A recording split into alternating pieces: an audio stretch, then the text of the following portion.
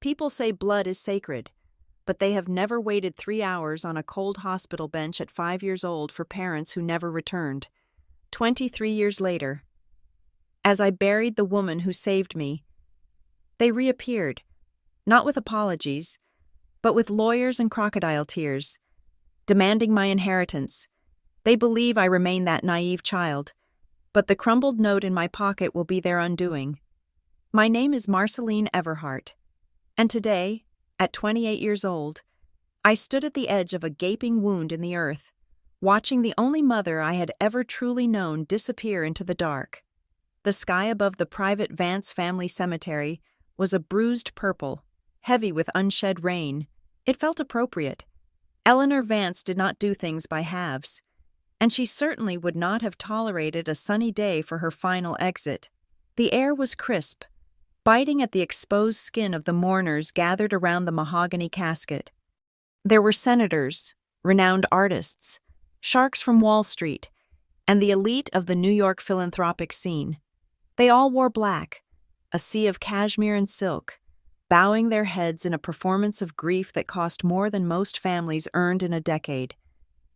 I stood apart from them, my spine stiff, my hands clasped in front of me. I was the chief executive officer of Vance Horizon, one of the most prestigious art investment funds in the country. I was the Ice Queen, the prodigy, the woman who could spot a forgery from across the room and negotiate a merger without blinking. But beneath the layers of designer wool and the mask of professional stoicism, I was a little girl who had just lost her shield. Eleanor was not my blood. We shared no DNA, no family traits. She had cheekbones that could cut glass and eyes the color of steel. I had softer features and eyes that used to be too wide, too trusting. But blood was a currency I had learned to devalue a long time ago. Blood was cheap. Blood was what you bled when you fell. Eleanor offered something far more valuable: loyalty, dignity, and a love that did not come with conditions attached. She had found me 20 years ago. I was 8 then, 3 years deep into the system, a feral thing bouncing between foster homes that smelled of cabbage and neglect. I had been Patty then, a name I hated, a name that tasted like ash. Eleanor had visited the orphanage not to adopt, but to donate a library wing. She saw me sitting in the corner, reading a torn encyclopedia volume about the Renaissance. She didn't pity me, she challenged me. She asked me what I thought about Botticelli. I told her he made women look like they were drowning in flowers. She laughed, a sharp, barking sound, and 3 months later, I was Marceline Everhart. She gave me a new name, a new life, and the tools to build a fortress around my heart. Earth to earth, ashes to ashes, dust to dust, the priest intoned, his voice carrying over the wind. I watched the casket lower. I did not cry. Eleanor had taught me that tears in public were a hemorrhage of power. Save them for the pillow. Marceline, she would say, when you are facing the world, you give them nothing but marble. But God, I missed her. I missed the smell of her expensive tobacco and old paper. I missed the way she would critique my business strategies over breakfast, tearing my proposals apart until they were bulletproof. She was the one who taught me that family is not who leaves you behind at a hospital. Family is who comes back to find you. Even if they have never met you before, the ceremony was drawing to a close. The priest was closing his Bible. People were beginning to shift, checking their watches, eager to get to the wake where the scotch would be aged 30 years and the gossip would be fresh. Then, the sound tore through the solemn silence. It was a mechanical coughing fit, a grinding, screeching noise that had no place in this sanctuary of silence. Every head turned toward the wrought iron gates at the bottom of the hill. A car was approaching.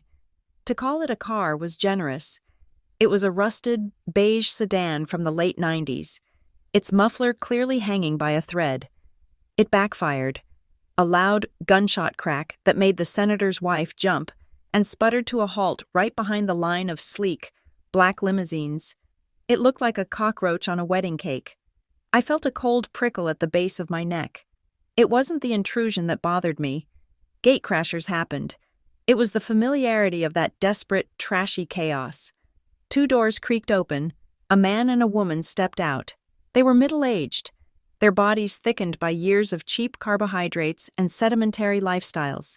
The man, Roger, wore a suit that was 2 sizes too big, the fabric shiny with age, likely bought from a thrift store that morning. His tie was a garish red, loosely knotted. The woman, Brenda, wore a black dress that was too tight and too short for a funeral, paired with a cardigan that had seen better days. Her hair was dyed a harsh, brassy blonde that clashed with the gloom of the cemetery. They looked around, eyes darting nervously, taking in the manicured lawns, the marble mausoleums, and the crowd of wealthy mourners.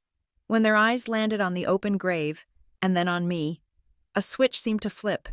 The nervousness vanished, replaced by a theatrical, overblown agony. "Oh, God, we are too late," Roger bellowed. His voice was cracked.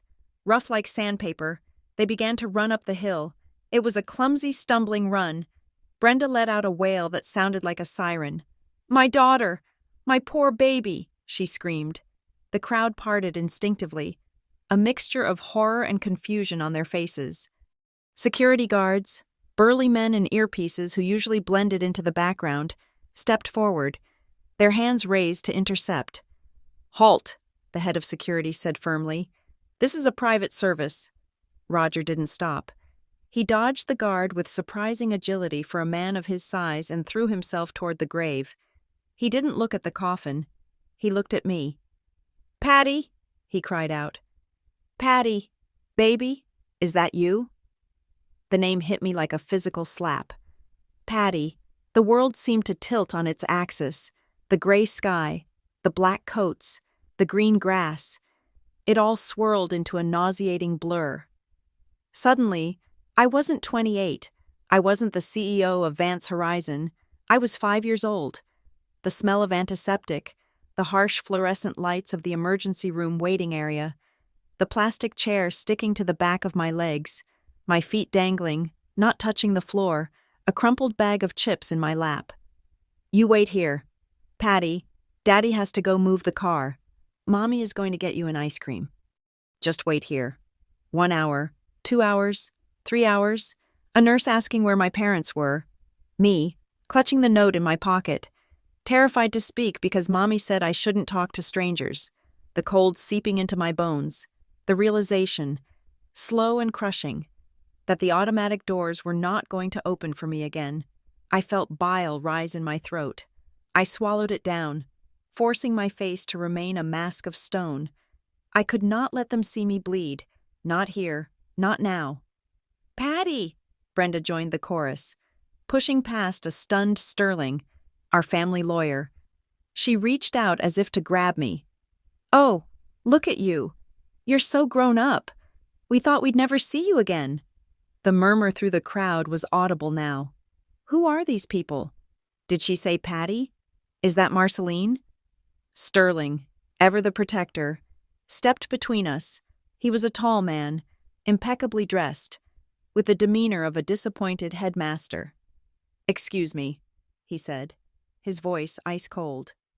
"You are trespassing. I suggest you leave before the police are involved." "Trespassing?" Roger scoffed, puffing out his chest. He looked around at the crowd, ensuring he had an audience. "We aren't trespassing. We are family. We are her parents." A collective gasp went through the mourners. I saw the senator exchange a look with his wife. I saw the board members of Vance Horizon narrowing their eyes. This was a scandal in the making.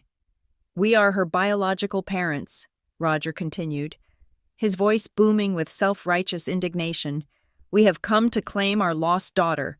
We have been looking for her for 23 years. Lies. They stood there, panting slightly, their eyes hungry. They weren't looking at me with love. They were scanning my outfit. The custom-tailored Givenchy coat, the diamond studs in my ears, the Italian leather gloves. They were doing the math. Sterling looked back at me, his eyes wide with concern. He knew my history. Eleanor had told him everything. He was waiting for my command.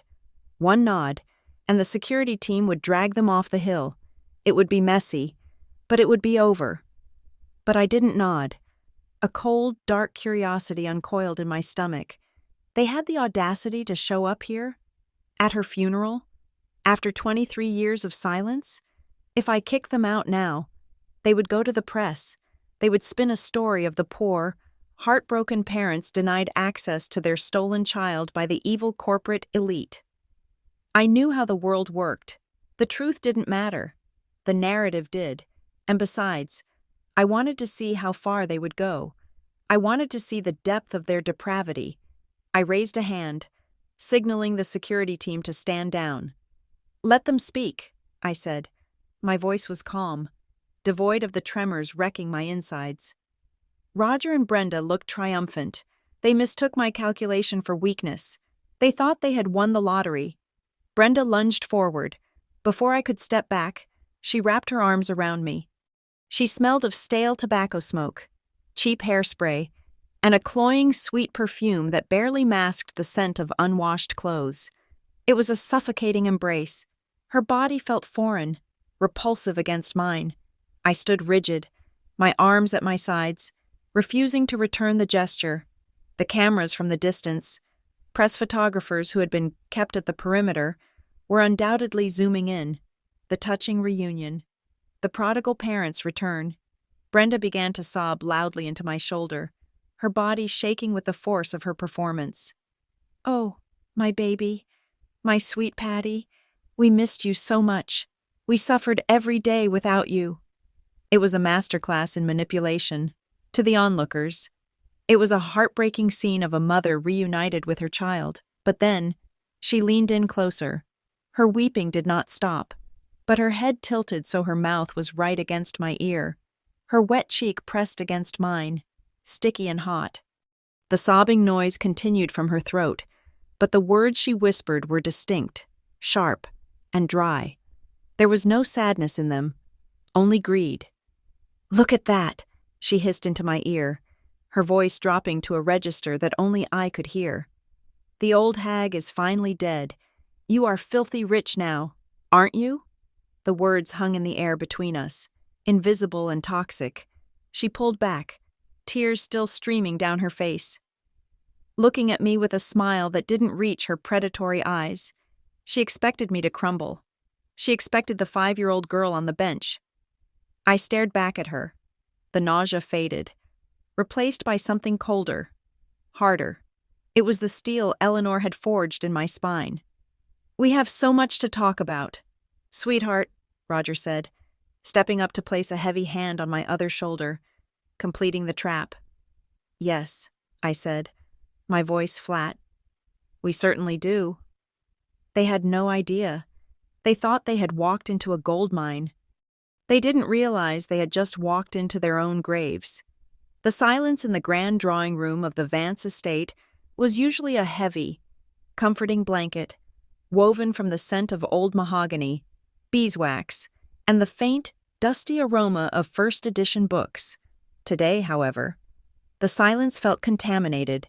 It was stretched thin, vibrating with a tension that threatened to shatter the crystal chandelier hanging overhead. I sat in my usual wingback chair, the leather cool against my back. Across from me, perched on the edge of a velvet sofa that cost more than the house they likely lived in, sat Roger and Brenda. They looked absurdly out of place. The room was a sanctuary of high culture, a place where Eleanor and I had discussed market trends, art history, and the moral complexities of business. Now, Roger was wiping his nose on the sleeve of his ill-fitting suit jacket, and Brenda was running her hand over the silk upholstery with a tactile greed that made my skin crawl. Her eyes were not looking at me. They were darting from the Faberge egg on the mantelpiece to the silver tea service on the low table between us. I could practically hear the calculator clicking in her brain, tallying up a sum that she believed she was owed. "This is nice," Roger said, breaking the silence. His voice was too loud, bouncing off the high ceilings. "Real nice, classy, always knew you deserved the best." "Patty." "My name is Marceline," I corrected him. My voice was low, smooth, and utterly devoid of warmth. I picked up the porcelain teapot and poured. I did not offer them any. And you said you had an explanation. I am listening. Roger cleared his throat. A wet, guttural sound. He nudged Brenda, who seemed to snap out of her trance. She straightened her posture, assuming a look of practiced tragedy. It was a look I recognized from bad daytime soap operas. The furrowed brow, the trembling lip, the wide, pleading eyes. It was a nightmare, Brenda began, her voice quavering. The worst day of our lives. You have to understand. Baby Marceline, we were young. We were struggling. The business, oh God. The business was failing. The business? I asked, raising an eyebrow, to my knowledge. Based on the brief background check I had run on the ride over, Roger had been a part-time mechanic and full-time gambler. While Brenda had drifted between waitressing jobs, she inevitably lost due to theft. Import-export, Roger lied quickly, puffing out his chest. We had shipments stuck at the dock. The creditors were breathing down our necks. We hadn't slept in 3 days. And then you got sick. Sick? I took a sip of my tea. Earl Grey. It tasted like normalcy, a stark contrast to the insanity unfolding before me. A fever, Brenda nodded vigorously, the brassy curls of her hair bouncing. You were burning up, 104 degrees. We were terrified. We rushed you to the hospital. St. Jude's, remember? We rushed you in. But the waiting room was chaos. Doctors running everywhere, people screaming. I remembered the waiting room perfectly. It had been empty, save for an old man coughing in the corner and a flickering television playing cartoons. We sat you down, Roger took over, leaning forward, his hands clasped in a gesture of supplication. We told the nurse to watch you, but then my pager went off. It was the bank. They were going to take the house. We just stepped outside to take the call, to save our roof, for you, for your future. He paused for dramatic effect. I stared at him, my face a mask of polite disinterest. We were arguing, Roger continued, his voice dropping to a whisper. We were so stressed, so tired. We got in the car to talk where it was quiet, and God help us, we just started driving. We were on autopilot. We drove all the way home before we realized the back seat was empty. I set my teacup down. The porcelain made a sharp clink against the saucer. You forgot me, I stated. You forgot your 5-year-old daughter at a hospital because you were stressed about a phone call, and you drove 40 minutes home before realizing she wasn't in the car. It sounds crazy, I know, Brenda wailed, reaching for a napkin to dab at dry eyes. But panic makes you do crazy things. We turned right around. We sped back. We broke every speed limit. But when we got there, you were gone. Gone, Roger echoed mournfully. Vanished into thin air. We asked the nurses, the doctors, everyone, Brenda cried. They said they didn't know where you went. They said maybe you wandered off. We screamed at them. We tore that hospital apart. And the police? I asked. The question hung in the air, sharp as a scalpel. Roger shifted uncomfortably on the velvet cushion. We went to the police. Of course we did. But you know how it is for people like us. We were poor. We didn't have fancy suits or lawyers. They looked at us like we were trash. They said they probably said runaways don't want to be found. They didn't file a report. They laughed at us. They laughed at you, I repeated. Cruel bastards, Roger spat, trying to summon righteous anger. We have been looking for you every single day for 23 years. We put up flyers. We asked around. We never stopped praying. And then when we saw the news about the old lady, about Mrs. Vance, and saw your picture, we knew. It was a miracle from God. I looked down at my hand. On my finger sat the Vance family signet ring, heavy gold bearing a crest that stood for honor and legacy. I twisted it slowly. Their story was an insult to my intelligence. It was a Swiss cheese of fabrication, holes gaping wide enough to drive a truck through. I did not have a fever that day. I was perfectly healthy. I remembered the drive. There was no panic. There was no argument about banks. There was silence. Cold, calculated silence. I remembered the bag of chips Brenda had bought from the vending machine. Cheetos. I remembered her dusting the orange powder off her fingers before she looked at me. "You sit right here," she had said. "Don't move. Don't talk to anyone. Mommy and Daddy have a surprise for you, but you have to be quiet and wait." They hadn't forgotten me. They had parked me like a used car they were trying to abandon. "That is a very moving story," I said, looking up.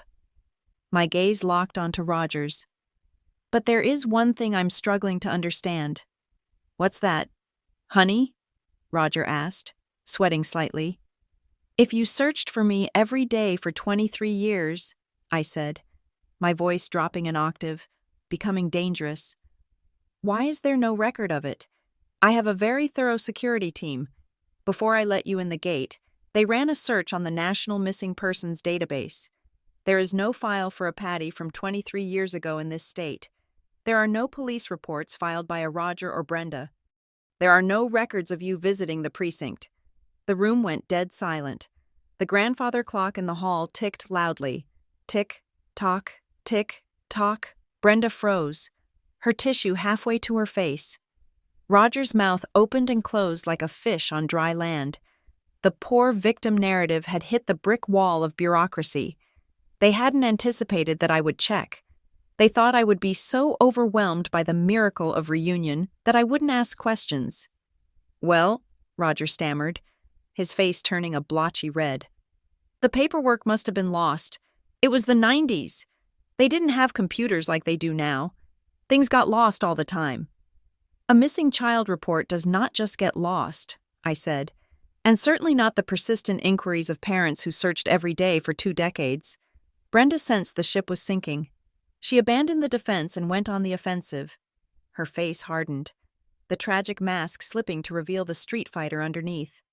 "You don't understand," she snapped, dropping the crying act. "You grew up in a palace. You grew up with silver spoons and silk sheets. You don't know what it's like to be crushed by the system. Maybe we didn't fill out the right forms. Maybe we were scared. But we are here now. Doesn't that matter? We are your flesh and blood. That is destiny." "Destiny," I mused. "Yes, destiny," Brenda insisted, leaning forward, her eyes narrowing. "We suffered. Marceline, we lost our daughter. We lived in guilt and pain while you lived in this." She gestured vaguely at the opulent room. "While that woman played dress-up with our child." "That woman," I said, my voice turning to ice, "gave me a life. You gave me a trauma." Roger jumped in, sensing the hostility and trying to steer it back to the only thing that mattered to them. Look, let's not fight. We are all emotional. The point is, we are a family again, and families take care of each other. That's the rule." "Tas." "Take care of each other?" I asked. "Filial responsibility," Roger said, stumbling over the big words as if he had practiced them in the car mirror. "It is the law of nature. You are doing well, extremely well, and your parents are living in a trailer that leaks when it rains. We are sick. My back is bad. Brenda has nerves." "We think," Brenda cut in, her voice sharp and greedy, "that it is only fair. That woman left you everything, right? Millions? Maybe billions? We saw the news. It is too much for one girl. You should share, to compensate us." "Compensate you?" I repeated, almost amused by the audacity. "For what exactly?" "For the 23 years we lost," Brenda shouted. "For the emotional distress. For the fact that we are your parents and we are starving while you sit on a throne. It is the least you can do to make things right, to heal this family." There it was, the naked truth. They didn't want a daughter. They wanted a lottery payout. They saw Eleanor's death not as a tragedy, but as a payday. They were trying to monetize their own abandonment of me. I looked at them, really looked at them. I saw the cheap shoes, the desperate eyes, the hollow souls. I felt a strange sense of calm. If they had come here and simply apologized, if they had admitted they were young and stupid and selfish, I might have felt something. Pity. Perhaps, maybe I would have given them enough money to go away and never come back. But this web of lies, this attempt to gaslight me into believing they were the victims, this was war. But I wasn't ready to fire the cannon yet. I needed the ammunition sitting in the safe downstairs. I needed the physical proof that would destroy their narrative not just in this room. But in the court of public opinion, they seemed so eager to court. I stood up slowly. The movement was graceful, authoritative. It signaled that the audience was over. "You have given me a lot to think about," I said. My face was neutral. I allowed a small, ambiguous softening of my eyes, just enough to give them hope, just enough to make them think the hook had set. Roger's eyes lit up. "You will help us?" "I said I will think about it," I replied. "This is a lot to process. I just buried my mother today. I am grieving. I cannot make financial decisions of this magnitude right now. I need time." Of course, Roger said, standing up quickly, practically vibrating with excitement. He grabbed Brenda's arm, pulling her up. "She needs time. Brenda, give her space. She's a good girl. She knows what's right." Brenda looked suspicious, but the prospect of millions dulled her sharp edges. "Don't take too long," she warned, adjusting her cardigan. "We are staying at the Motel 6 on the highway, room 104. It's filthy. We shouldn't have to stay there long." "I will be in touch," I said. I walked them to the door. I watched as they climbed back into their rusted sedan. I watched Roger pat the dashboard as if he were already driving a Ferrari, as the taillights disappeared down the long, winding driveway. The false warmth left my face instantly. I turned back to the empty hallway. "Sterling," I called out to the shadows where I knew the lawyer was waiting. He stepped out, looking grim. "You didn't believe a word of that, did you?" "Not a syllable," I said. I began walking toward the hidden door under the main staircase that led to the secure archive. "Go home, Sterling. Get some sleep. Tomorrow. We stop being polite." I descended the stairs into the darkness. It was time to open the box. It was time to read the note. The air in the subterranean level of the Vance estate was always 10 degrees cooler than the rest of the house. It was a climate-controlled chill, designed to preserve oil paintings, fragile tapestries, and in this specific corner of the vault, the shattered remnants of a stolen childhood. I walked down the narrow corridor, the heels of my boots clicking against the polished concrete floor. The sound was sharp, rhythmic, like the ticking of a clock counting down to an execution. I reached the steel door at the end of the hall. It required a retinal scan and a 6-digit code to open. I provided both without hesitation. The heavy bolts retracted with a mechanical thud that echoed in the silence, a sound that usually made me feel secure. Tonight, it sounded like the closing of a prison cell. Inside, the room was lined with floor-to-ceiling metal shelves, filled with boxes labeled with dates and auction lot numbers. I ignored the millions of dollars worth of acquisition records and headed straight for the small, fireproof safe bolt mounted to the back wall. Eleanor had given me the combination on my 18th birthday. She had told me that what was inside was more dangerous than a loaded gun. And she was right. I spun the dial. Left to 20, right to 8. Left to 5, the handle turned, the door swung open. There was no money inside, no bonds, no deeds, no jewelry. There was only a small, archival quality cardboard box. I lifted it out. It felt impossibly light, as if it contained nothing but air. I carried it to the metal examination table in the center of the room and turned on the overhead halogen lamp. The stark, white light flooded the surface, leaving no shadows for the truth to hide in. I lifted the lid. Inside lay a set of clothes, preserved in acid-free tissue paper, a pair of pink corduroy overalls, faded at the knees, a cheap, synthetic white t-shirt with a cartoon bear peeling off the front, and a jacket. It was a windbreaker, thin and useless against the cold, colored a garish neon purple. I touched the fabric of the jacket. The nylon was rough against my fingertips, and just like that, the vault dissolved. The smell of old paper and climate control vanished, replaced by the stinging scent of industrial bleach and rubbing alcohol. I was no longer 28. I was 5. Flashback. The plastic chair was hard and cold. It dug into the back of my bare legs, making me squirm, but I was afraid to move too much. The hospital waiting room was vast, a cavernous space filled with coughing people and crying babies. The fluorescent lights overhead buzzed like angry flies, flickering every few seconds. "Sit here, Patty," my mother, Brenda, said. She wasn't looking at me. Her eyes were darting around the room, watching the nurses at the reception desk, watching the automatic doors slide open and closed. She looked sweaty, even though it was chilly inside. "I'm thirsty. Mommy," I whispered. My throat felt dry. I hadn't eaten since breakfast, and it was now late afternoon. "Hush," she snapped, her voice sharp. She reached into her purse and pulled out a small, crinkled bag of chips. She shoved them into my hands. "Eat these, and be quiet." I clutched the bag. I wanted to ask where Daddy was. Roger had dropped us off at the entrance and said he had to go park the car. But that had been a long time ago. I watched Brenda kneel in front of me. She didn't hug me. She didn't brush the hair out of my eyes like the mothers in the storybooks. She began buttoning my purple jacket all the way up to my chin, even though it was warm in the waiting room. Her fingers were shaking. "Listen to me," she said, her voice low and urgent. "Mommy has to go find Daddy. He's having trouble with the car. Can I come?" I started to slide off the chair.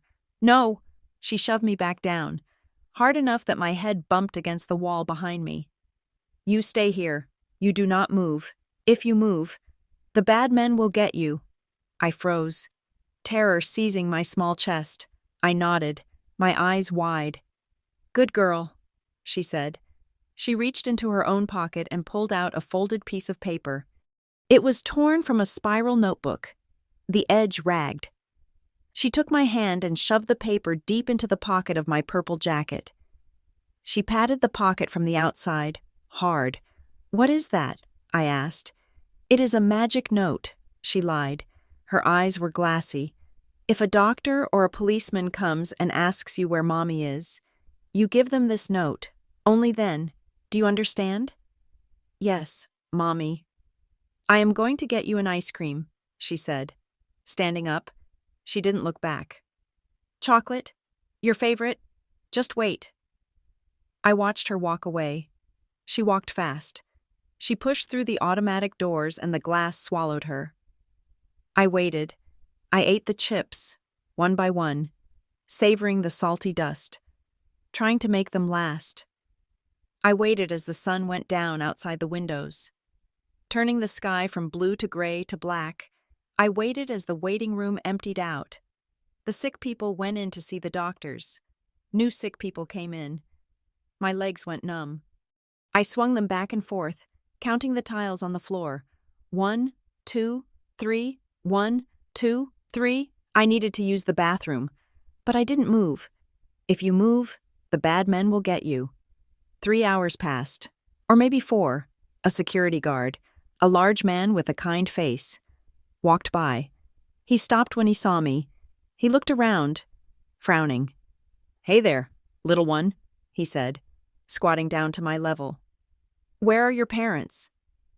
I didn't speak. I was terrified. "Are you here all by yourself?" he asked gently. I remembered the instruction. Give them the note. With trembling fingers, I reached into my pocket. The paper felt hot in my hand. I pulled it out and held it toward him. The guard took it. He unfolded it. I watched his face. I expected him to smile and say, "Oh, your mommy is getting ice cream." But he didn't smile. His face went pale. His eyes narrowed. He looked from the paper to me, and then back to the paper. A look of pure horror and pity washed over his features. He stood up abruptly and waved over a nurse. "Call social services," he said, his voice thick with anger I didn't understand. "And get the police. Now." "What does it say?"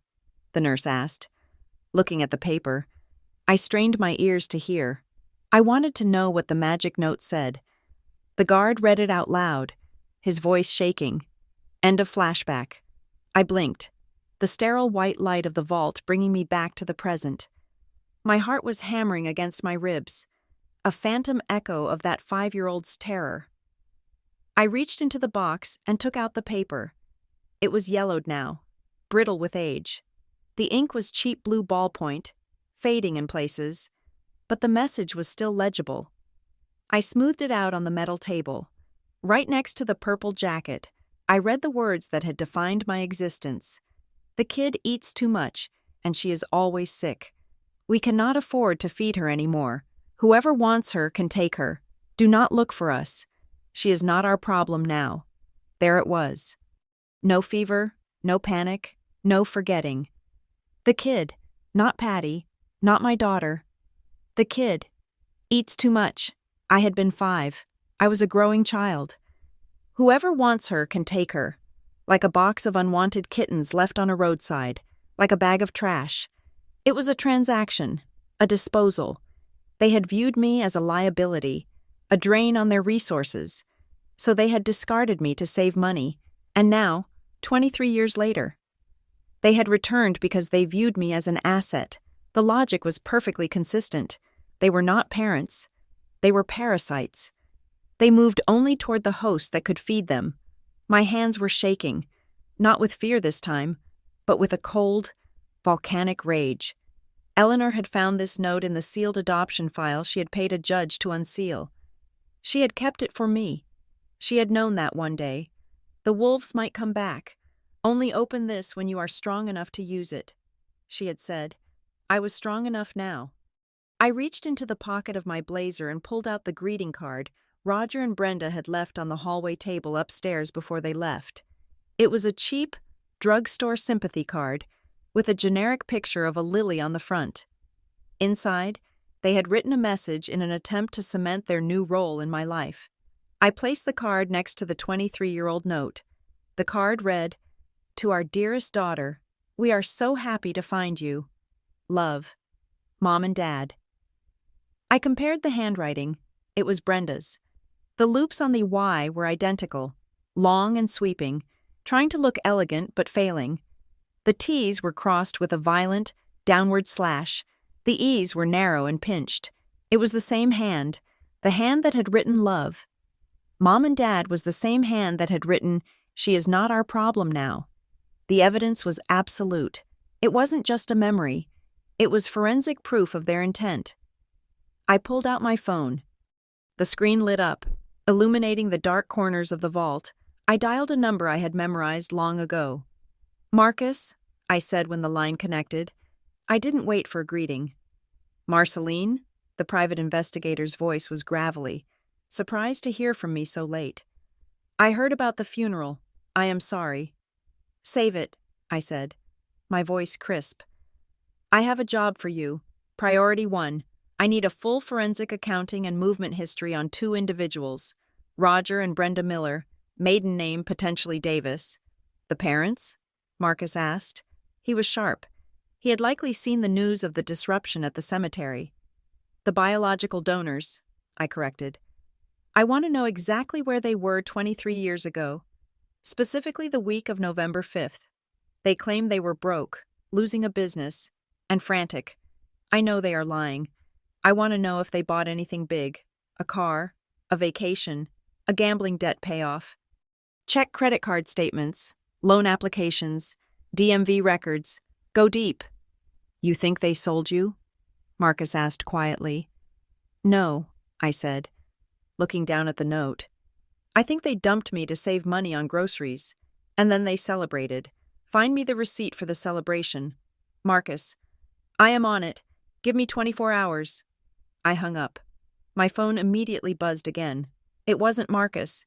A text message notification slid onto the screen. It was from a number I didn't have saved. But I knew who it was. "Baby girl, we are so worried about you alone in that big house. We are looking at old photos of the family. We were so happy before you got lost. Can't wait to show you. Love, Mommy." An image loaded. It was a grainy photo of Roger and Brenda standing in front of a Christmas tree. They were holding beer cans, grinning wildly, wearing Santa hats. There was a toddler in the background. But it wasn't me. It was a boy. A baby. I zoomed in on the date stamp in the corner of the photo. It was dated 2 years after I was abandoned. They had replaced me. They had a son. Another text came through. We missed you every Christmas. The tree was never the same. The manipulation was clumsy, suffocating. They were trying to gaslight me via text message, trying to rewrite a history that was written in ink on the paper sitting in front of me. They wanted me to feel guilty. They wanted me to feel like I was the missing piece of their broken hearts. They didn't know I had the note. They thought the note was lost in the bureaucracy of the 90s system. They thought their secret was buried in the past. I looked at the photo of them smiling. They looked happy, relieved, burden-free. I looked at the yellowed note. She is not our problem now. I picked up the note. I didn't tear it. I didn't crumple it. I folded it carefully, with the precision of an origami artist, and placed it back in the box. I locked the safe. I turned off the halogen lamp. The darkness rushed back in, but I wasn't afraid of the dark anymore. I was the thing in the dark. You want to play family? I whispered to the empty room. Fine, let's play. I turned and walked toward the exit. The sound of my heels was no longer a ticking clock. It was a war drum. The grace period lasted exactly 48 hours. That was the duration of their patience. 2 days of silence from my end. 2 days where I did not wire a few $1,000,000 into their empty bank accounts.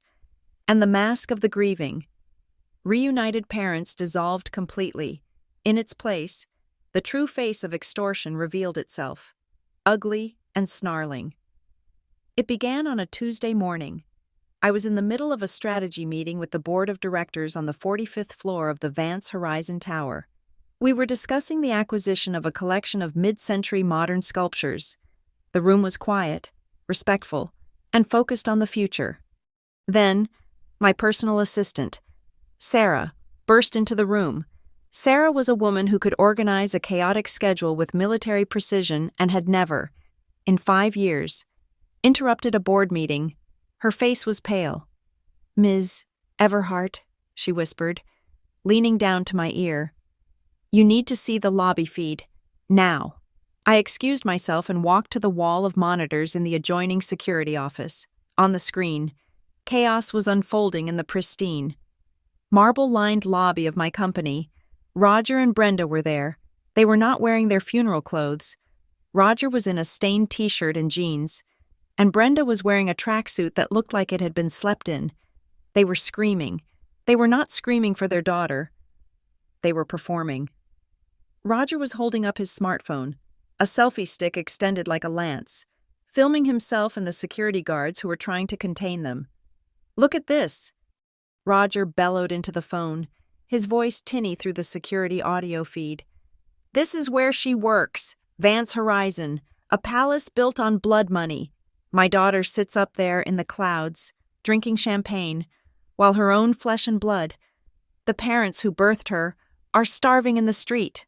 Brenda threw herself against the reception desk, weeping loudly. "She forgot us. She abandoned us because she is too rich for us now. We just want to see our baby. Why won't you let a mother see her child?" The security guards, trained to deal with corporate espionage and unruly couriers, looked uncertain. They couldn't rough up 2 crying middle-aged people without causing a PR disaster. Roger knew this. He was weaponizing their hesitation. "I am live right now," Roger shouted at the head of security. 5,000 people are watching you manhandle a grieving father. Say hello to the world." I watched, my arms crossed, my face impassive. I pulled out my own phone and opened the social media app. It didn't take long to find the stream. The title was in all caps. "Billionaire CEO stole our child and left us to rot." The viewer count was climbing. 5,000, 6,000, 10,000. The comments were scrolling so fast they were a blur of hate. "Eat the rich. Boycott Vance Horizon. How can a daughter be so cold? This is why I hate capitalism. Burn the building down." They didn't know the truth. They didn't know about the note in the safe. They saw a narrative that fit their worldview, the heartless elite crushing the little guy, and they swallowed it whole. Do you want us to call the police, Ms. Everhart? The head of security asked, his hand hovering over the phone. No, I said instantly. That is what they want. If we arrest them, they become martyrs. Escort them out. Gently. Do not touch them unless they attack. Let them film. Let them scream. I walked back into the boardroom. I finished the meeting.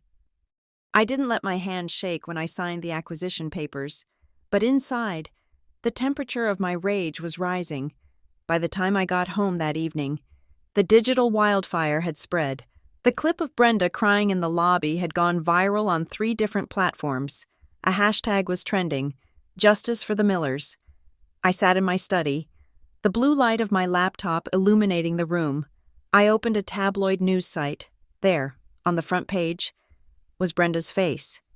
She had given an exclusive interview to a gossip rag known for checkbook journalism. The headline read, "The Secret Adoption Market. Did Eleanor Vance buy a stolen baby?" I read the article. It was a work of fiction so vile it made my stomach turn.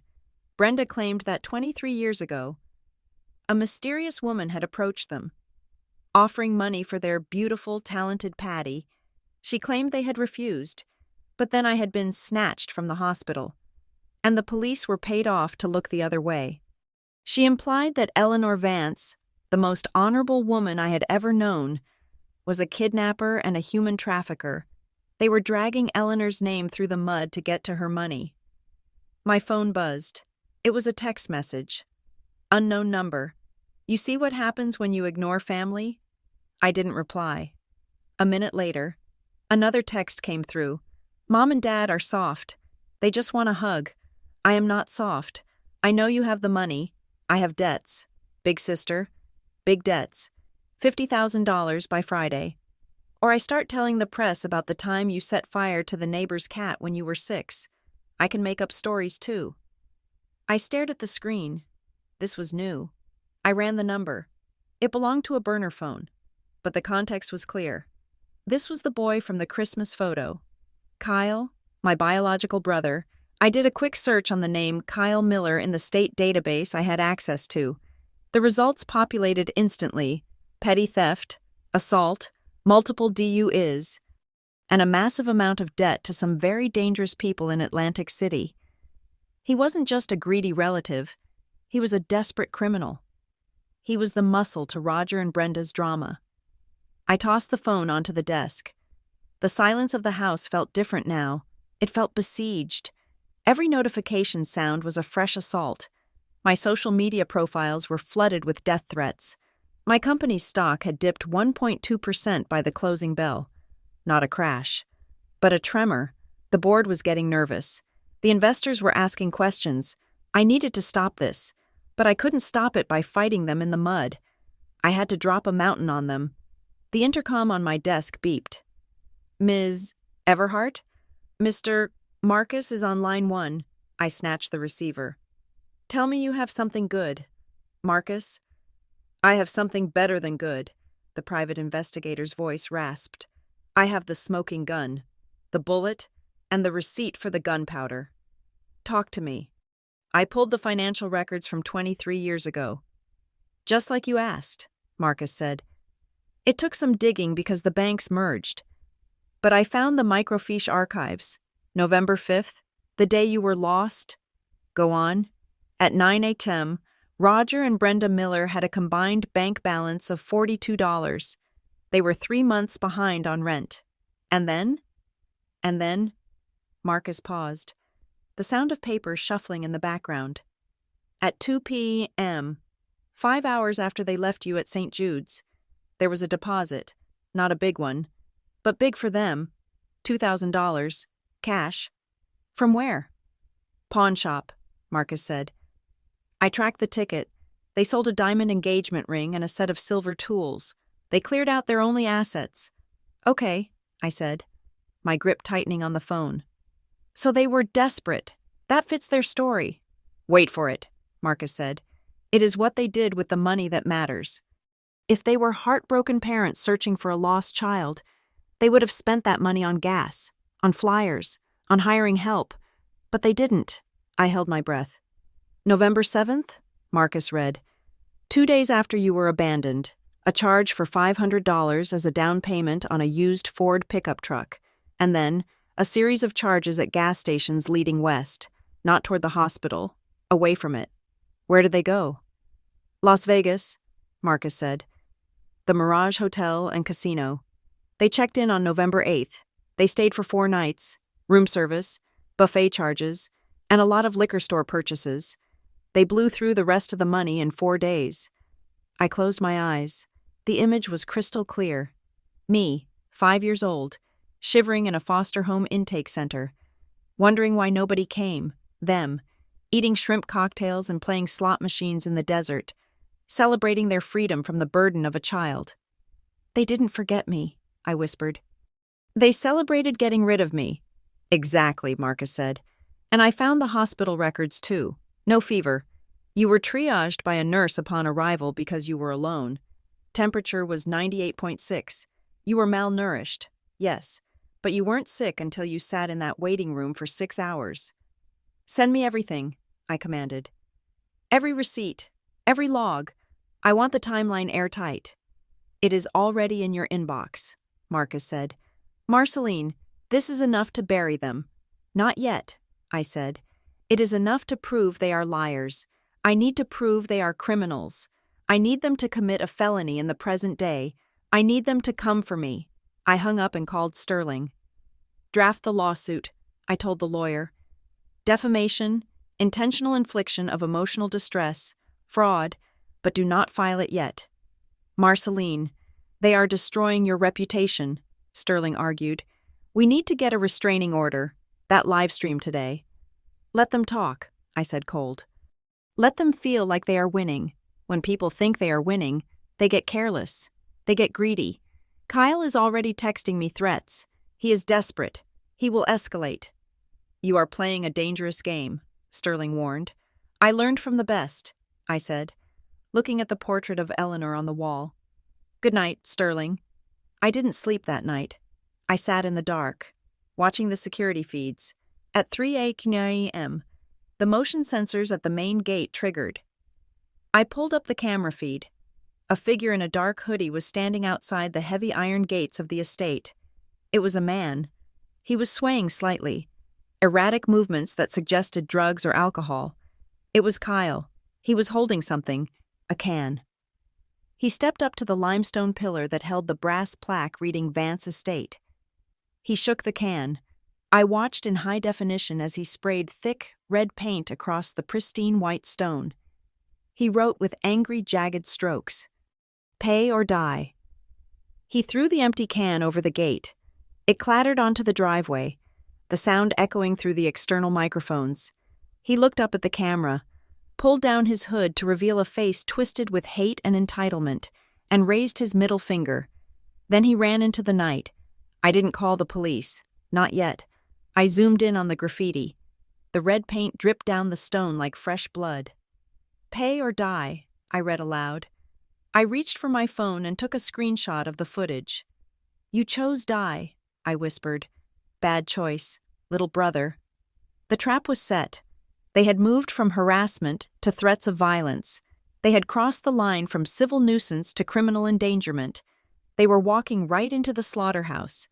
And they didn't even know I was holding the bolt gun. I went to the kitchen and made a fresh pot of coffee. Tomorrow was going to be a very busy day. The legal assault arrived on a Thursday morning, delivered by a bike messenger who looked like he would rather be anywhere else. It was a thick manila envelope, heavy with the weight of frivolous litigation. I opened it at my desk. The city skyline of New York spread out behind me like a tapestry of steel and glass. The document was titled, Petition for Filiation and Inheritance Rights. It was drafted by a man named Barry Grotter. I knew the name. Grotter was a bottom feeder, the kind of lawyer who advertised on the backs of bus benches and specialized in slip-and-fall cases or contesting the wills of the senile. He was a shark, but a small one, a dogfish nipping at the heels of a whale. Roger and Brenda were suing me, not for love, not for custody, but for severe financial hardship caused by estrangement and a rightful portion of the familial estate. They were claiming that because they shared my DNA, they were entitled to a third of Eleanor's fortune. It was legally baseless. Adoption severs biological legal ties completely. But the law was not their weapon. Publicity was. They included a demand that made Sterling, my general counsel, choke on his coffee when he read it. They want a public DNA test, Sterling said, pacing my office floor. They want to drag you to a clinic, in front of the cameras, and prove you are their daughter. They think you will refuse. They think you will pay them to avoid the spectacle. I leaned back in my chair, steepling my fingers. Accept it.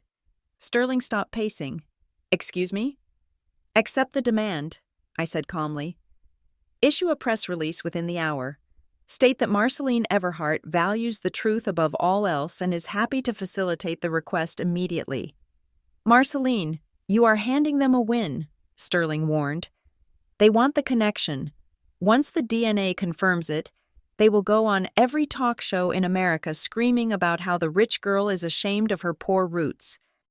Let them scream, I said. The DNA test does not just prove I am their daughter. Sterling, it proves they are the ones who dropped me off. It cements their identity as the people in the hospital records. They are so focused on the inheritance, they are forgetting that they are establishing a forensic link to a crime scene. The testing was scheduled for 2 days later at a private medical center in Midtown. Naturally, Roger and Brenda had leaked the time and location. When my town car pulled up, the sidewalk was a circus. Paparazzi, freelance bloggers, and curious onlookers were pressed against the police barricades. I stepped out of the car. I had chosen my outfit with surgical precision. A white distinctive suit that cost more than Roger's lifetime earnings. Sharp heels and dark sunglasses. I looked untouchable. I looked like money. Roger and Brenda were already waiting by the entrance, flanking their lawyer, Mr. Grotter, who was wearing a suit that was too shiny and a tie that was too wide. Roger and Brenda looked manic. They were grinning at the cameras, waving like celebrities on a red carpet. When they saw me, their faces contorted into that practiced, mournful longing. "Patty!" Brenda cried out, reaching a hand toward me for the cameras. I did not stop. I did not speak. I simply paused for a fraction of a second, lowered my sunglasses, and looked at them. I didn't look at them with anger. That would have given them power. I looked at them with pity. Deep, crushing pity. The kind of look you give a stray dog that is too mangy to save. I saw Roger flinch. The smile faltered on his face. He expected a fight. He didn't know how to handle disdain. We went inside. The procedure was clinical and fast. A buccal swab inside the cheek. We stood 3 feet apart. I could smell Roger. A mix of nervous sweat and peppermint schnapps. He was drinking to steady his nerves. "You can't run from blood, baby," he whispered to me as the technician sealed his sample.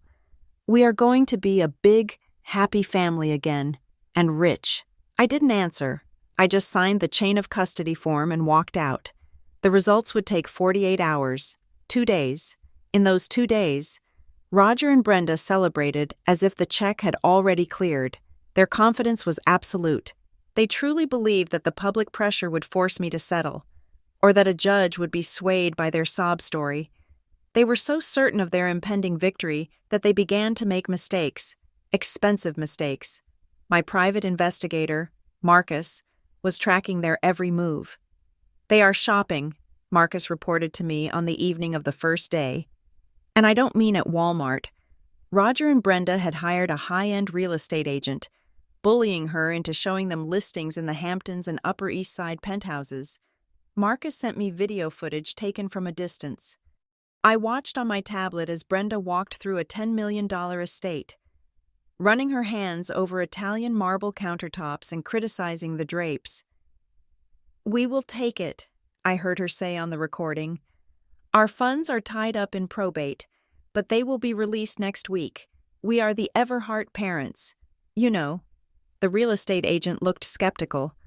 But greed is a powerful blinder. She handed them brochures, but window shopping wasn't enough for them. They needed cash now, They wanted to live the lifestyle before they had the money. They visited a place in Queens last night, Marcus told me. A storefront called Quick Cash Advance, but the guy running the back room isn't a banker. His name is Vinny the Knuckles Moretti. He is a loan shark. How much did they borrow? I asked. $50,000, Marcus said, at 20% interest, compounding weekly. They used the lawsuit as collateral. They showed Vinny the news clippings. They promised him double his money back in a month. I smiled. It was a dark, sharp smile that frightened my reflection in the window. Find out who holds Vinny's paper, I said. Every shark answers to a bigger fish. Find the top of the food chain. It took Marcus 6 hours. Vinny was a small-time operator who kicked up to a syndicate that was currently trying to legitimize its business through shell companies. Buy the debt, I ordered. Marceline, Marcus hesitated. These are dangerous people. I am dangerous people, I replied. Use the shell company Nemesis Ventures. Offer them 100 cents on the dollar plus a 10% premium for the immediate transfer of the Miller debt. They will take the quick cash and wash their hands of it. By noon the next day, I owned my parents' debt. I owned the $50,000 they had borrowed. And I owned the kneecaps they had pledged as collateral. Technically, I was now their creditor. If they defaulted, I wouldn't break their legs. I would seize everything they had, down to the shoes on their feet. But I wasn't done collecting cards. I needed the full deck. What about Kyle? I asked Marcus during our next briefing. The brother with the spray paint can. I ran a deeper check, Marcus said. I expanded the search to the West Coast. You were right to be suspicious. Kyle Miller isn't just a vandal. He is a fugitive. What did he do? Wire fraud and identity theft in Nevada. Marcus read from the file. He was running a scam targeting the elderly. He would call them pretending to be a grandson in jail and demand bail money. He skipped bail 2 years ago. There is an active warrant for his arrest. If he gets pulled over for a broken taillight, he's going to prison for 5 years minimum. He is in my city, I said. He is painting threats on my gate. The police here don't know about the Nevada warrant yet.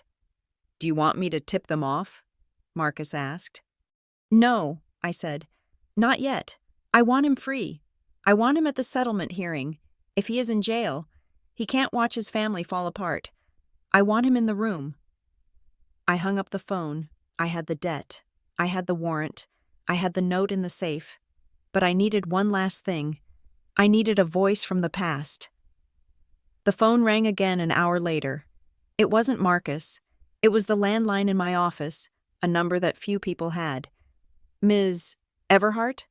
The voice was shaky, elderly, brittle like dried leaves. Speaking, I said. My name is Margaret Higgins, the woman said. I saw the news about those people, the Millers.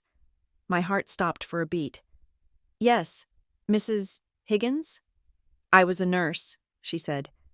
At St. Jude's. I worked the ER night shift for 30 years. I am retired now, living in Florida. But I saw their faces on the television, and I couldn't breathe. You remember them? I asked, gripping the receiver. I remember you, she said, her voice trembling with emotion. I remember the little girl in the purple jacket. You were so quiet. You just sat there clutching that bag of chips like it was gold. When the guard found the note, oh, honey, it broke my heart. Mrs. Higgins, I said softly, do you remember the parents? I remember them coming in, she said, her voice hardening. They weren't frantic. The mother Brenda asked me where the vending machines were before she even asked about a doctor. And the father was complaining about the price of parking. They didn't look like scared parents. They looked like people running an errand they didn't want to do. Would you be willing to testify to that? I asked. Would you be willing to tell a judge that they weren't panicked? For that little girl I saw that night? Mrs. Higgins said. I would fly there tomorrow. I never forgot you. I always wondered what happened to the angel in the purple coat. I will send a plane for you. Margaret, I said, tears pricking my eyes for the first time in days. Thank you. I had barely placed the receiver down when my cell phone chimed. It was the aggressive, buzzing vibration that meant a text message. It was Brenda. I opened the message. "We are tired of waiting. Patty, the DNA results come out tomorrow, and we know they will match. But lawyers take forever and we have bills to pay. So here's the deal." A second message followed immediately. "Wire $5 million to this account number by tomorrow morning. If you do, we drop the lawsuit. We disappear. You never see us again." And then, the kicker, the threat. "If you don't pay, we have a new story for the press. We will tell them that you were a violent child. We will tell them you attacked Kyle when he was a baby. We will tell them Eleanor had to put you in a mental institution for a year because you were dangerous. We have fake medical records ready to leak." Imagine what that will do to your stock price. A crazy CEO? Vance Horizon will tank. It was a lie so bold, so vicious. It was almost impressive. They were threatening to destroy my sanity to fill their pockets. They were banking on the fact that the market hates instability. They thought I would pay $5 million just to keep my reputation clean. $5 million was nothing to me. I could write the check and not notice it. But it wasn't about the money. It was about the principle. It was about the 5-year-old girl who had waited for ice cream that never came. I looked at the text. I looked at the file on my desk containing the debt purchase agreement. I looked at the printout of Kyle's arrest warrant. I looked at the notes from my conversation with Mrs. Higgins. I didn't feel fear. I didn't feel anxiety. I felt a cold, predatory satisfaction. They had walked right into the kill zone. I typed my reply. My fingers moved steadily over the glass screen. "I do not negotiate with terrorists, but I agree that this needs to end. The settlement hearing is tomorrow at 10 a.m. Meet me there. I will bring exactly what you deserve." I hit send. Let them think I was bringing a check. Let them spend the night dreaming of yachts and penthouses. Let them toast to their victory with their cheap champagne. Tomorrow, I wasn't just bringing a defense, I was bringing an execution. The restaurant was called L'Etoile, a sanctuary of crystal and velvet located on the penthouse floor of the city's second tallest skyscraper. It was the kind of place where the menu had no prices. The waiters moved like ghosts, and the silence was so expensive it felt like a physical weight. I chose it for 2 reasons. First, because I owned 40% of the hospitality group that operated it. Every camera, every microphone, every hidden sensor in the private dining rooms reported directly to a server I controlled. Second, because I knew Roger and Brenda would be completely unable to hide their true nature in such an environment. Give a pig a golden trough, and it will still eat like a pig. They requested this dinner, a family reconciliation, they called it in the text message, a final negotiation. My lawyer called it. I called it a deposition with appetizers. I sat at the head of the long mahogany table in the VIP room.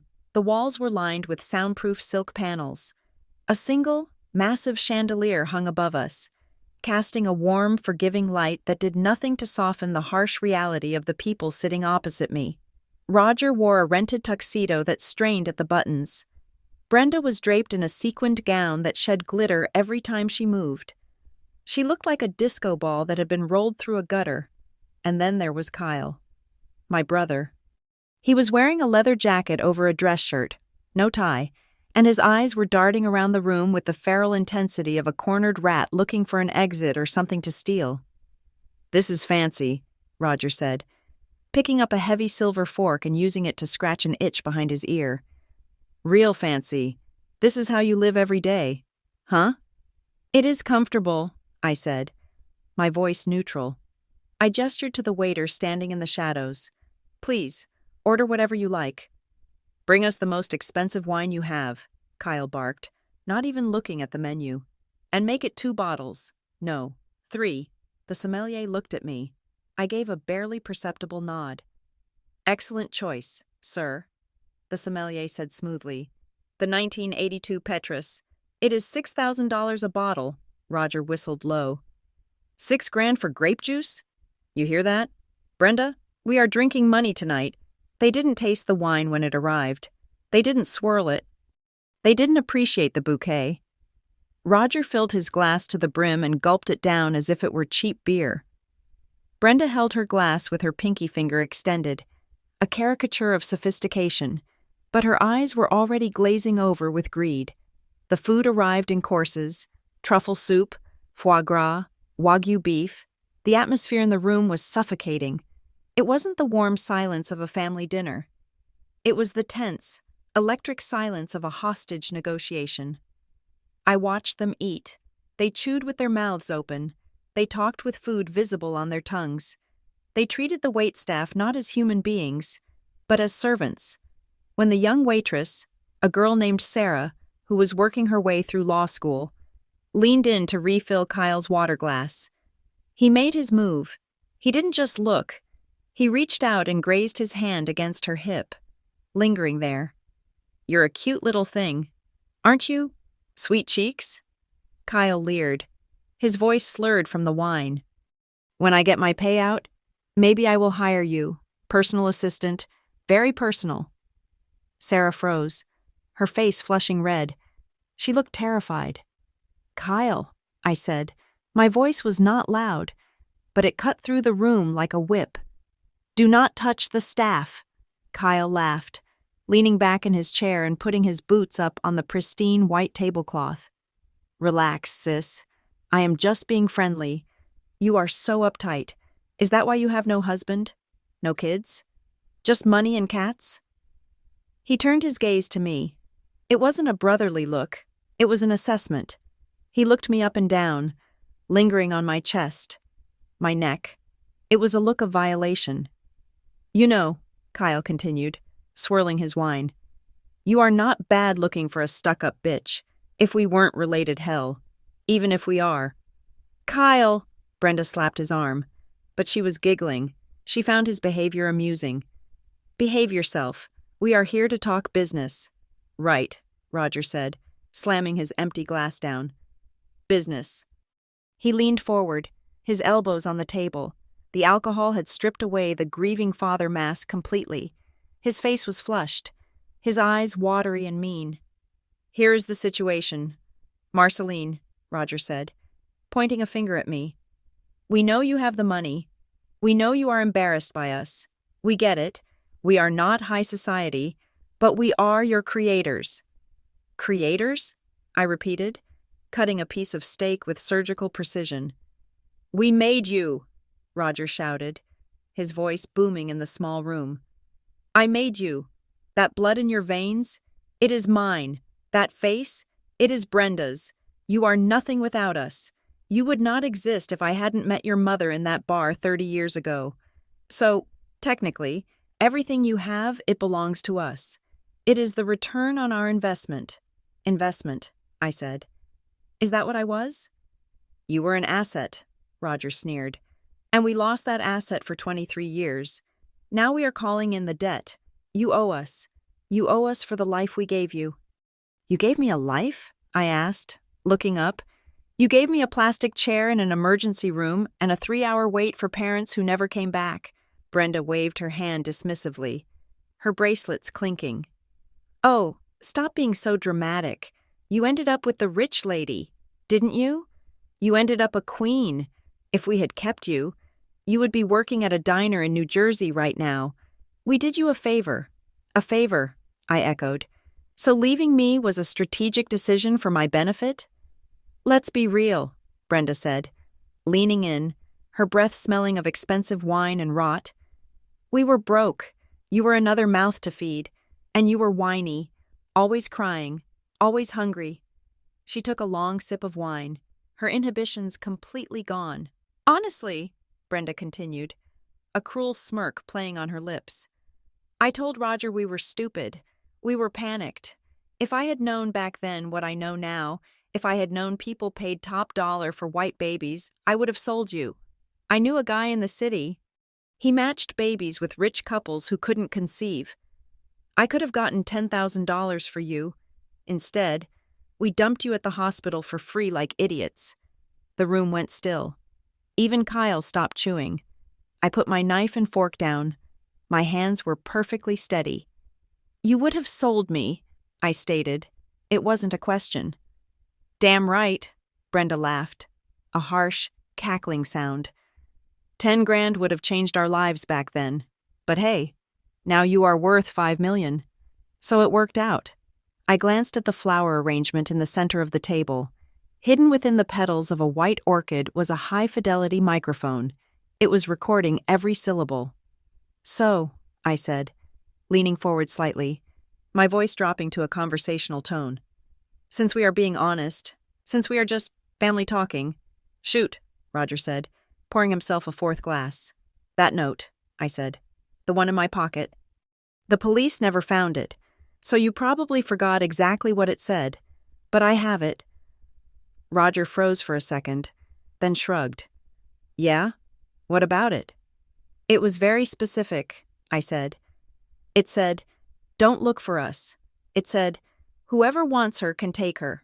It seemed premeditated. Don't panic. Not an accident. I looked directly at Roger. Did you write it in the car? Were you rushing? Roger scoffed. He looked at Brenda, then back at me, his eyes full of arrogant disdain. He wanted to hurt me. He wanted to show me that I had never mattered. In the car? Roger laughed. No, honey, we didn't write that in the car. Your mother wrote that at the kitchen table before we even left the house. She wrote it while you were watching cartoons in the other room. I felt a cold chill run down my spine. But I kept my face blank. Before we left? She wanted to make sure, Roger said, gesturing with his wineglass, spilling red drops on the white tablecloth like blood spatter. She said, Roger, if we just leave her there, the cops might trace us. We have to make sure they know we don't want her back. She wrote that note to make sure the doctors knew you were garbage to us, so they wouldn't try to call. It was a good note, Brenda added, nodding drunkenly. Straight to the point, handed it to you, and you put it in your pocket like a good little soldier. You were always obedient. That was your best quality. So, I said, my voice barely a whisper. It was planned. It was written at home. It was Brenda's handwriting. Yeah, it was me, Brenda snapped, annoyed by the interrogation. Who cares? That was a lifetime ago. Stop living in the past. The point is, are you going to transfer the money or do we have to ruin your life tomorrow? I looked at them. The trinity of my trauma. The father who viewed me as a failed investment. The mother who regretted not selling me. The brother who saw me as a sexual object and an ATM. I had it all. The confession of human trafficking intent. The admission of abandonment. The confirmation of the note's authorship. The timeline of premeditation. It was enough to put them away for a very, very long time. Well, Kyle demanded, slamming his fist on the table. Pay up, princess, or things get ugly. I stood up. I smoothed the front of my white dress. I picked up my clutch purse. Where are you going? Roger asked. Confused. We haven't ordered dessert. I am full, I said. I signaled to the waiter. He approached immediately, holding a small silver tray with the bill. Put it on my account, I said, and add a 25% gratuity for the staff. They had to deal with hazardous materials tonight. I turned to my biological family. They were staring at me, their mouths greasy, their eyes confused. You asked for an answer, I said. Here is my answer. I walked to the door. I paused with my hand on the brass handle. I looked back at them one last time. Enjoy the meal, I said, my voice ringing with a finality that silenced the room. Savor every bite, drink every drop, because this is the last meal you will ever eat as free people. What is that supposed to mean? Roger shouted, standing up, knocking his chair over. It means, I said, opening the door, that the police are waiting in the lobby, and I just gave them the evidence they needed to come upstairs. I stepped out into the corridor and closed the door behind me. I heard a muffled shout from inside, then the sound of glass breaking. I walked down the hallway, my heels clicking on the marble. I didn't run. I didn't look back. I took out my phone and sent a single text message to the chief of police, who was waiting in the private security office downstairs. Go. The adrenaline from the dinner at the restaurant had not faded. It had curdled into a cold. hard vigilance. I was not asleep. I was not even in my bedroom. I was sitting in the panic room, a reinforced steel bunker hidden behind a false bookcase in the library of the Vance estate. The room was bathed in the cool, blue glow of a bank of high-definition monitors. The air smelled of recycled oxygen and ozone. On the desk in front of me lay a loaded Glock 19, a gift from the head of my security detail. But my primary weapon tonight was the console of switches and buttons under my fingertips. It was 3 a.m. Outside, a storm had rolled in off the Atlantic, battering the coast with sheets of rain that lashed against the stone walls of the manor. Thunder rattled the window panes, masking the sound of footsteps on the gravel driveway, but nothing could hide from the thermal cameras. I watched the screen labeled North Perimeter, 2 heat signatures, glowing bright orange and red against the cool blue background of the rain-soaked garden. We're moving toward the house. They were moving fast, erratic, stumbling. Roger and Kyle. They had escaped the restaurant hours ago, fleeing through the kitchen service exit like roaches scattering when the lights come on, narrowly missing the police officers I had stationed in the lobby. They were desperate now. They knew the law was coming for them. They knew their extortion scheme had imploded in their twisted criminal logic. They had decided on one final, reckless gamble. They assumed I kept cash in the house. They assumed that if they could just get enough money to flee the state, they could disappear before the warrants caught up with them. They were wrong. "Come on in," I whispered to the screen. "The stage is set." I saw Kyle stop at the French doors leading to the solarium. He was holding something heavy, a crowbar or a tire iron. He didn't bother with finesse. He swung the tool with all his strength. On the monitor, the glass shattered. In the silent bunker, I heard nothing, but the silent alarm on my console flashed a violent red. Zone 4 breached. They stepped inside. I switched the camera feed to the solarium interior. They were wet, shivering, and manic. Roger was shouting something at Kyle, gesturing wildly. Kyle pushed him aside. They were arguing even as they committed a felony. They moved into the main hallway. I tracked them from camera to camera. They were tearing through my home like animals. Kyle swept a Ming Dynasty vase off a pedestal, watching it shatter into 1,000 pieces simply because he could. Roger was pulling drawers out of an antique commode, dumping the contents on the floor, looking for jewelry, cash, anything. "Where's the safe?" I could see Roger mouthing the words. His face twisted in a rictus of greed and panic. They headed for the living room. This was where I had prepared the theater. I had left the door to the living room slightly ajar. Inside, I had staged the room to look vulnerable, and hanging above the fireplace was a large, oil-painted portrait of Eleanor Vance. I watched them enter the room. Kyle began overturning the furniture. He slashed the leather sofa with a pocket knife, ripping out the stuffing, searching for hidden stashes. Then, Roger looked up. He saw Eleanor. He froze. The man who had abandoned me, who had sold his daughter for a used truck and a trip to Vegas, stared at the woman who had picked up the pieces. He didn't show remorse. He showed hatred. Roger grabbed a heavy brass candlestick from the mantelpiece. He screamed something. I could see the veins in his neck bulging, and he hurled the heavy metal object at the painting. The canvas tore.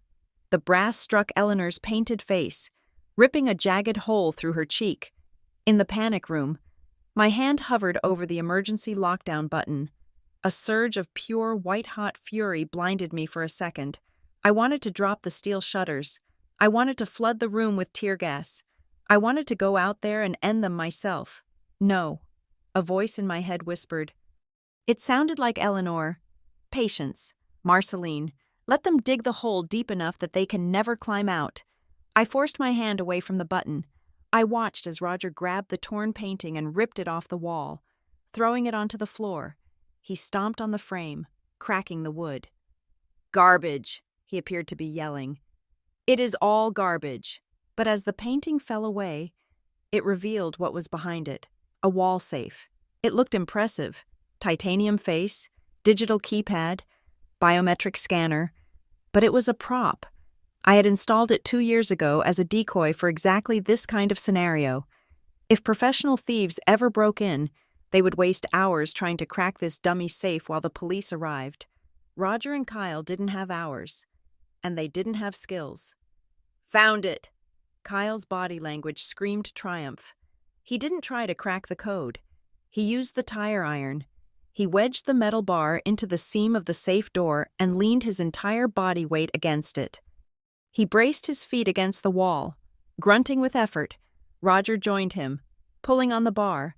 The safe was designed to fail under brute force. I wanted them to get inside, with a screech of tearing metal that I could almost hear through the concrete walls. The door popped open. They dropped the tire iron. They scrambled over each other, reaching into the dark cavity of the safe, their greedy hands grasping for the millions they were sure were hidden inside. Roger pulled out the only item in the safe. It wasn't a stack of cash. It wasn't a bag of diamonds. It was a single piece of paper. A high-resolution photocopy of a yellowed, 23-year-old note. I zoomed the camera in. Roger held the paper up to the light of his flashlight. Kyle crowded in, looking over his shoulder. I saw the moment of realization hit them. I saw Roger's shoulders slump. I saw Kyle snatch the paper, read it, and then look around the room with wide, terrified eyes. They read the words they had written. "Whoever wants her can take her." They weren't looking at money. They were looking at their own damnation. I leaned forward to the microphone on the console. I flipped the switch that connected to the house-wide intercom system. "Welcome home, Dad," I said. My voice boomed through the speakers in every room of the mansion. It was amplified, distorted slightly, sounding like the voice of God coming from the ceiling. On the monitor, they jumped as if they had been electrocuted. Roger dropped the paper. Kyle spun around, swinging the tire iron at invisible enemies. "And you, Kyle," I continued, my voice calm, cold, and terrifyingly polite. "I hope you enjoyed the treasure hunt, but I'm afraid the prize is not what you expected." "Show yourself!" Kyle screamed at the ceiling, spinning in circles. "Where are you, you bitch?" "I am everywhere," I replied. "I am in the walls, I am in the cameras, and I am the one holding the leash." I reached for the lighting control panel. "Lights," I whispered. I hit the master switch. Instantaneously, the entire estate was flooded with light. Every floodlight in the garden, every chandelier in the hallway, every lamp in the living room blazed to life at 100% intensity. At the same moment, I triggered the external siren. A deafening, wailed screech erupted from the roof, a sound loud enough to wake the dead in the family cemetery down the hill. Whoop, whoop, whoop. Roger and Kyle covered their ears. They were blinded by the sudden brightness, disoriented by the noise. They looked like rats caught in a spotlight. "You have 60 seconds before the state police arrive." My voice cut through the siren. "I suggest you run. It makes the chase more fun." They didn't need to be told twice. Panic took over. They abandoned the tire iron. They abandoned the note. They scrambled over the overturned furniture, slipping on the polished floors. They ran out the way they came, through the shattered French doors, sprinting into the driving rain and the mud. I watched them on the external cameras. They were running blindly into the woods, toward the perimeter fence. They were soaked, terrified, and empty-handed. I waited until they were gone. Then, I turned off the siren. I walked out of the panic room. The house was quiet again, save for the sound of the rain coming through the broken glass. I walked into the living room. It was a wreck. The vase was dust. The furniture was slashed. But my eyes went straight to the floor. I picked up the torn canvas of Eleanor. I smoothed the ripped cheek. A cold resolve settled in my stomach, heavier than lead. They had desecrated her image. For that, there would be no mercy, not a drop. I looked at the open decoy safe. The photocopy of the note lay on the floor, muddy from Roger's boot.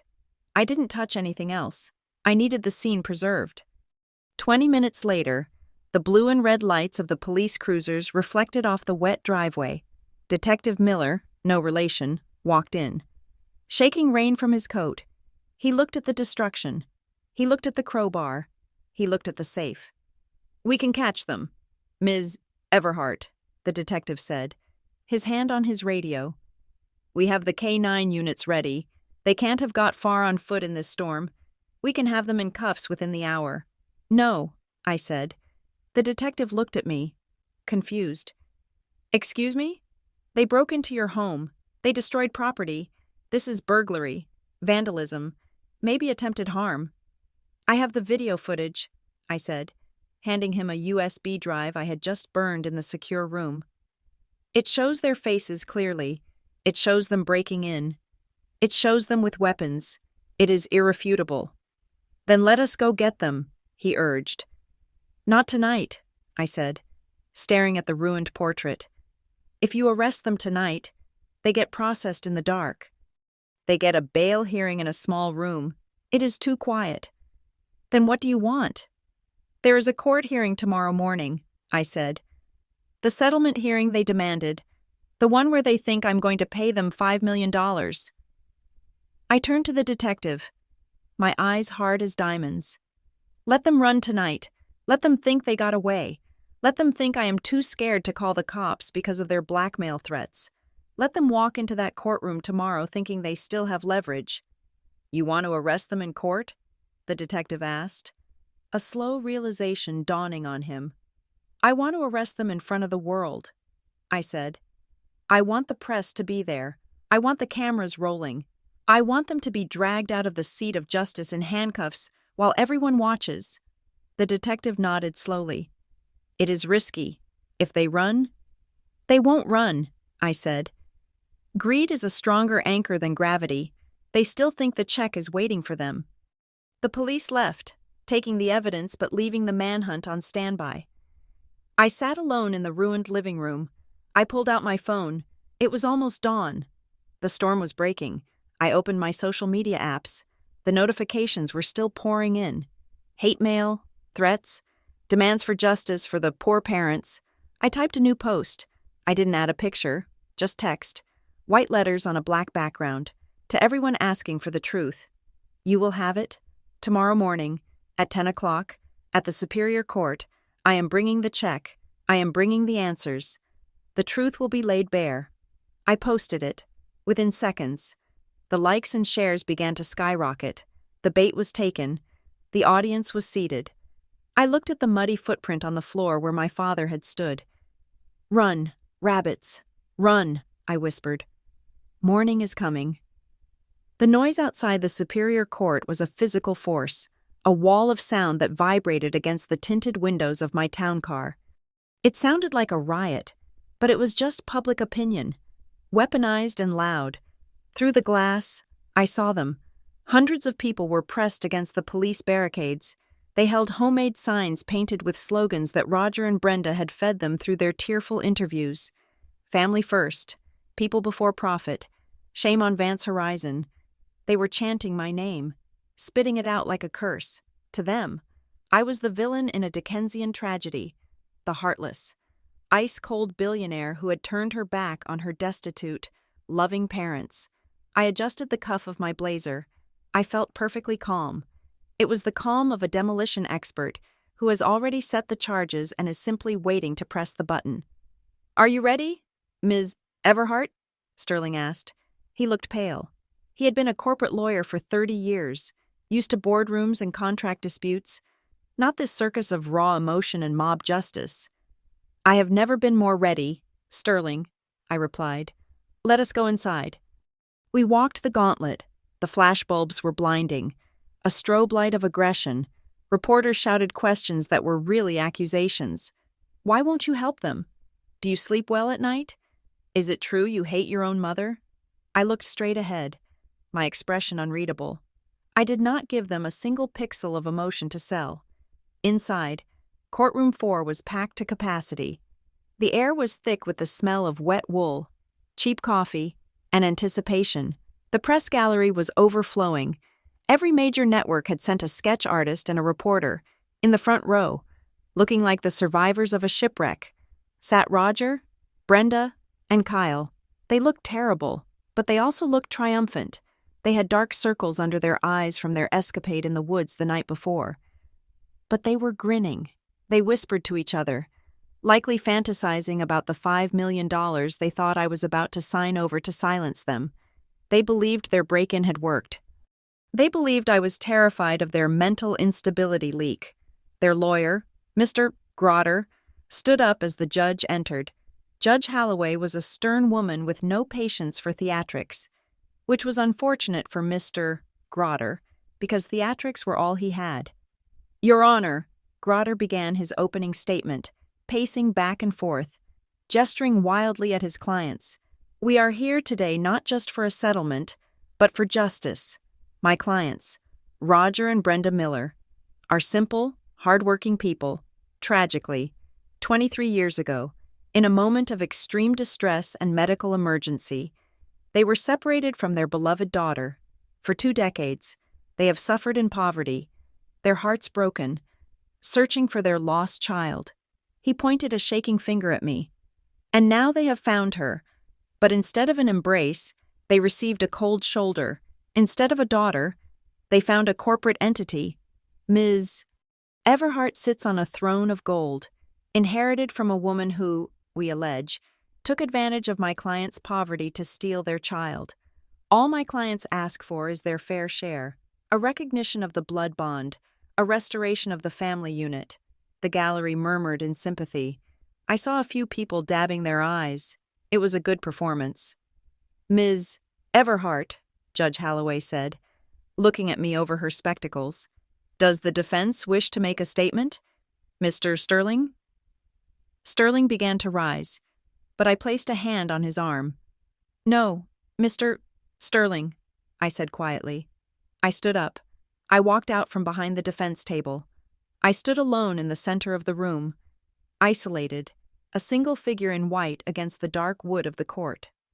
Your Honor, I said, my voice clear and steady, projecting without a microphone. I will speak for myself today. Very well, the judge said, leaning back. Proceed. I turned to face the gallery. I made eye contact with the reporters. Then I turned to Roger and Brenda.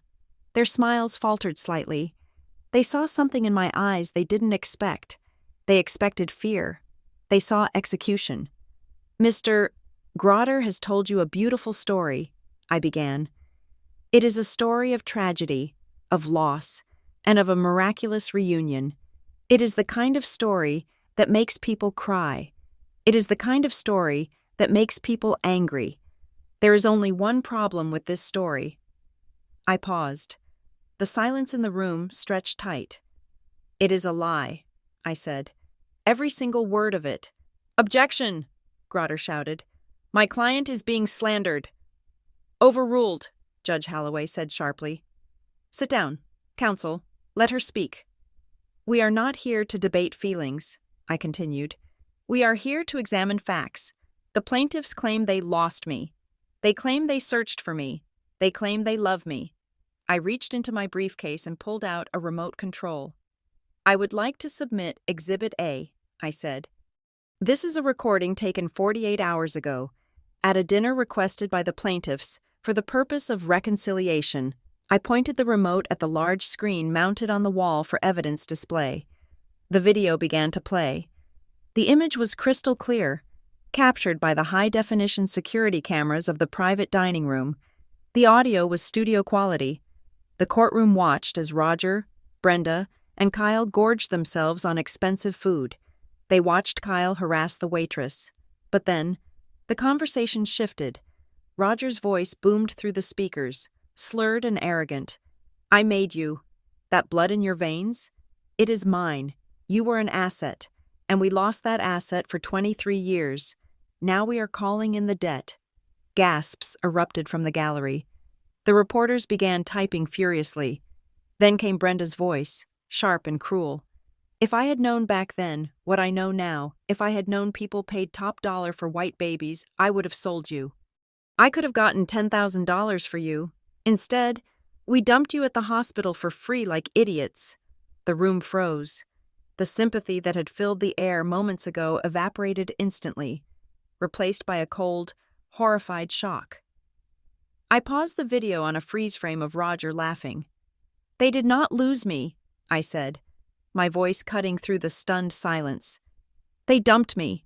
They regretted not selling me. They view me as a financial asset, a lottery ticket that they forgot to cash. Roger and Brenda were pale. Brenda was gripping the table so hard her knuckles were white.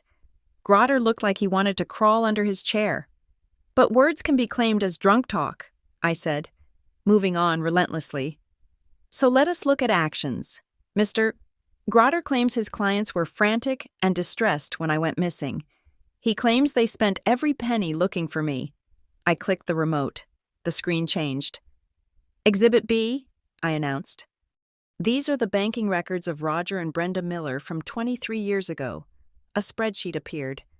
On November 5th, the day of my abandonment, their bank account was empty, I explained, using a laser pointer to highlight the line. 5 hours after leaving me at St. Jude's Hospital, they visited a pawn shop. They sold a ring and tools for $2,000 cash. I clicked again. On November 7th, 2 days after they lost their beloved child, did they hire a private investigator? Did they print flyers? No. An invoice appeared on the screen. They bought a used pickup truck, I said, and then they drove west. Another slide. Hotel receipts. They checked into the Mirage Hotel in Las Vegas on November 8th. I narrated. They stayed for 4 nights. The receipts show charges for room service, alcohol, and gambling chips. They spent the entire $2,000 in 4 days. I turned to the jury box, although there was no jury, only the court of public opinion. While I was sitting in a foster care intake center, wondering why my parents didn't want me, they were in Las Vegas, celebrating. I said, they were not mourning a loss. They were celebrating a liberation. They were partying because they had successfully disposed of the burden. That is not true, Brenda shrieked, standing up. We were grieving. We went there to forget. You don't know what it's like. Sit down. Judge Holloway hammered her gavel.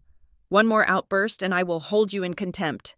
Brenda collapsed back into her chair, sobbing, but the tears no longer moved anyone.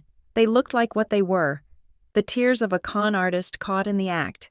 And finally, I said, we must address the medical emergency, the fever that forced them to rush to the hospital. I clicked the remote one last time. Exhibit C.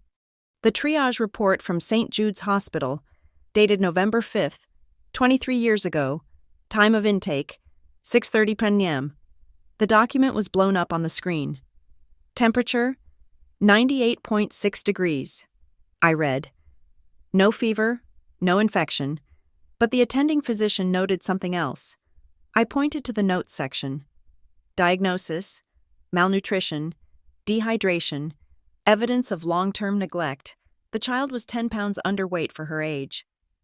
I turned off the screen. The darkness seemed to make my words heavier. I was not sick, I said softly. I was hungry. I was always hungry. That is why they left me. Because, as they said in the video, I was another mouth to feed. Mr. Grotter stood up, wiping sweat from his forehead with a handkerchief. Your Honor, this is all circumstantial. The video was taken without consent. The records are old. This is a character assassination. The video was taken in a restaurant owned by my client, I shot back. There is no expectation of privacy in a public business, and the records are certified by the state. There is no assassination here. Mr. Grotter, this is a suicide of your own making. The crowd in the gallery was murmuring angrily now. The tide had turned completely. The people who had been holding signs supporting the poor parents were now looking at them with disgust. Roger, sensing the walls closing in, turned on Brenda. It was her idea, Roger shouted, his voice cracking. He pointed a trembling finger at his wife. She wrote the note. She told me to drive. I wanted to go back. She said no. You liar, Brenda screamed back, clawing at his arm. You gambled away the rent money. You said we had to get rid of her or we would starve. It was you. You drunk. Order! Order! The judge slammed the gavel repeatedly. Bailiffs, control the plaintiffs. 2 bailiffs stepped forward, forcing Roger and Brenda apart. They were snarling at each other. their mask of a loving couple completely shattered. They were revealing themselves to be exactly what they were: two rats fighting over a crumb while the ship went down. I stood there, watching them destroy each other. It was pathetic, it was ugly, and it was exactly what I needed the world to see. "Your Honor," I said, my voice cutting through their bickering, "I have one final piece of evidence." The room quieted down instantly. Even Roger and Brenda stopped shouting, panting heavily, looking at me with fear. I reached into the inner pocket of my white blazer. My fingers brushed against the paper. It felt warm. "The plaintiffs claim they forgot me," I said. "They claim it was an accident, but an accident does not come with instructions." I pulled the paper out. It was small, yellowed, and fragile. I held it up carefully, like a rare artifact. "This is the original note," I said.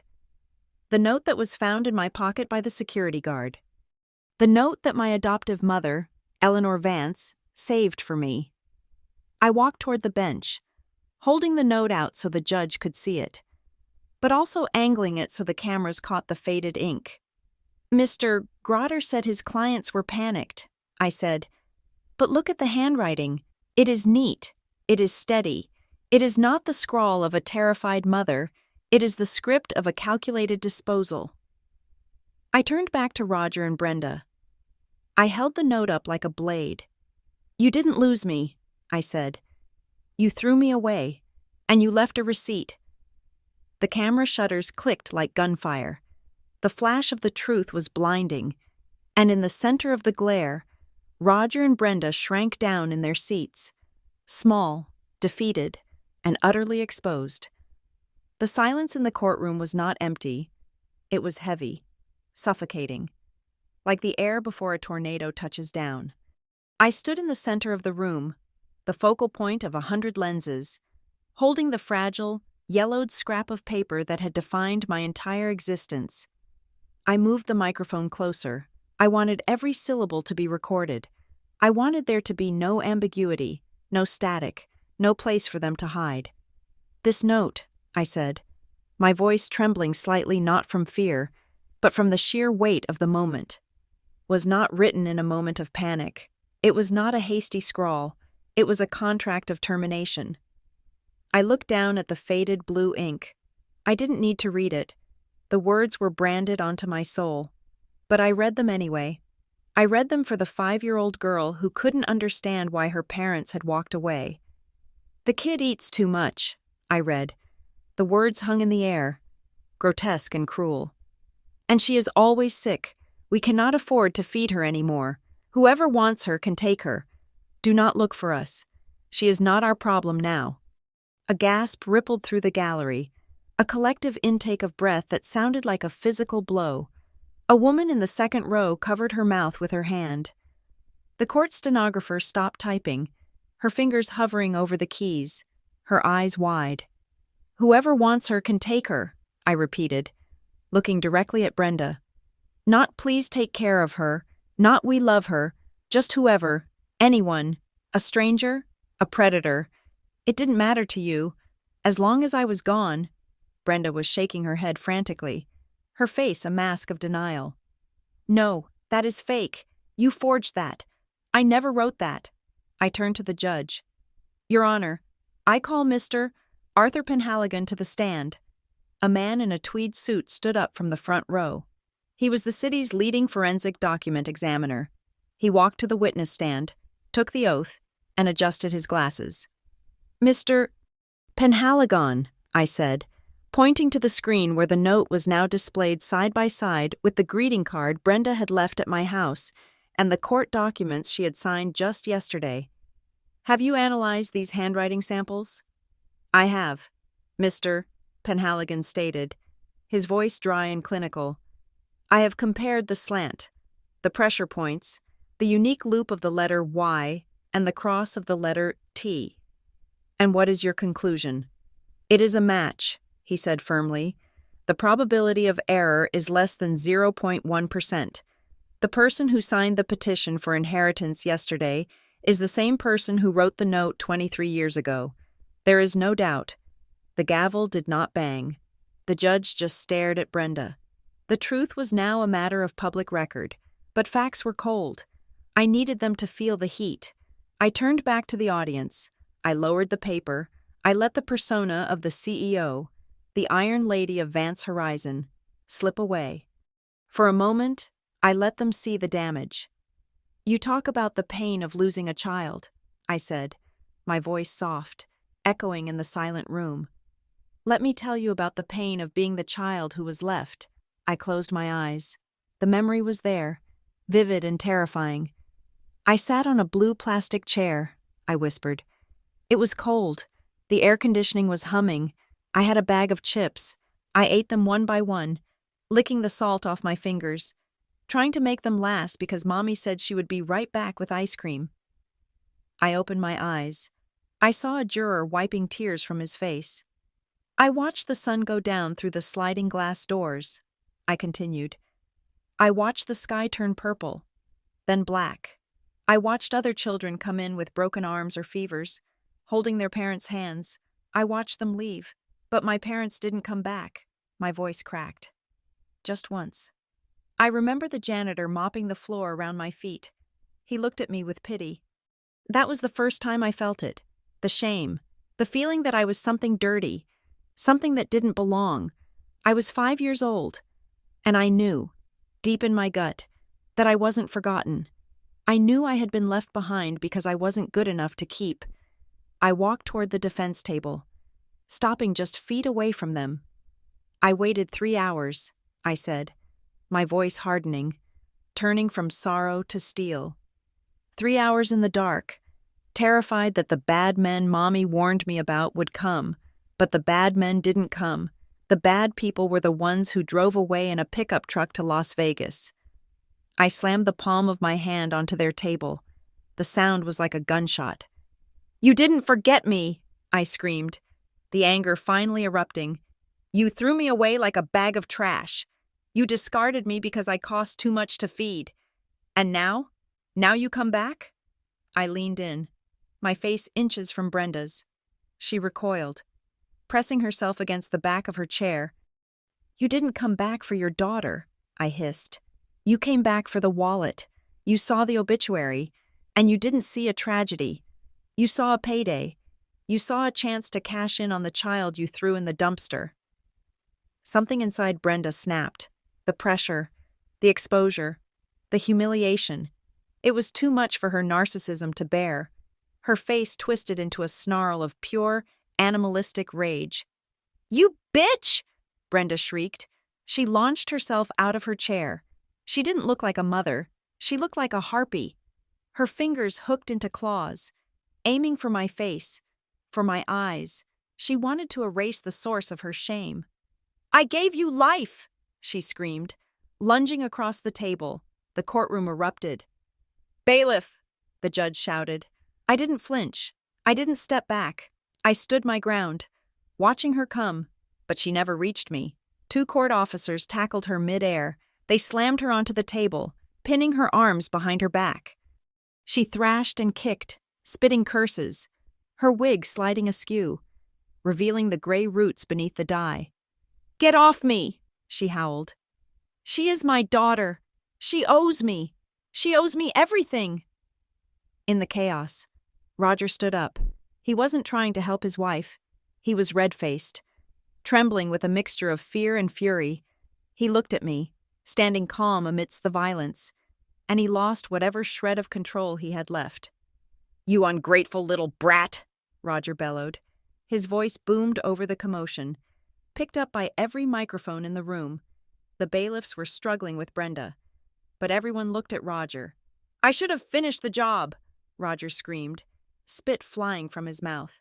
I told Brenda we should have just left you in the woods. I should have choked you when you were born. You were nothing but a mistake, a waste of money. The silence that followed was absolute. It was the silence of a tomb. Roger froze. He realized what he had said. He realized that the cameras were still rolling.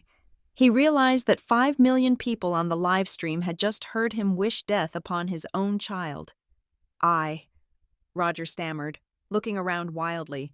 I didn't mean. We heard you, Mr. Miller, I said. My voice was ice. And so did the world. I turned to the gallery. The reporters looked shell-shocked. The public opinion outside, the mob that had been chanting for family, had gone silent. Then, a different sound began to filter through the walls. It wasn't chanting. It was an angry roar. The tide had turned. They weren't protesting against me anymore. They were coming for them. I have one last thing to say, I announced, pulling a document from my briefcase. I looked at the trembling couple.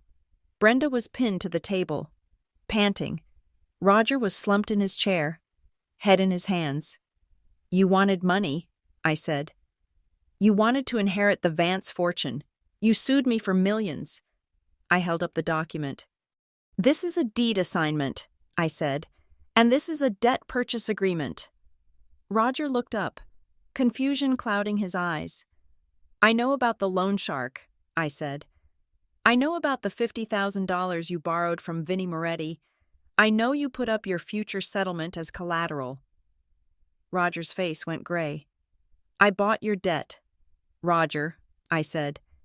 I am your creditor now, and since there will be no settlement, you are in default. I walked over and dropped the papers onto the table in front of him. I am initiating immediate foreclosure proceedings on your trailer, I said. I am seizing your bank accounts. I am seizing your car. By the time I am done, you will not have a roof over your heads or a dollar in your pockets. You can't do that, Roger whispered. We are your parents. No, I said, turning my back on them. You are just bad investments, and I am liquidating the assets. Your Honor! It was the chief of police, stepping through the double doors at the back of the courtroom. He was flanked by 4 uniformed officers.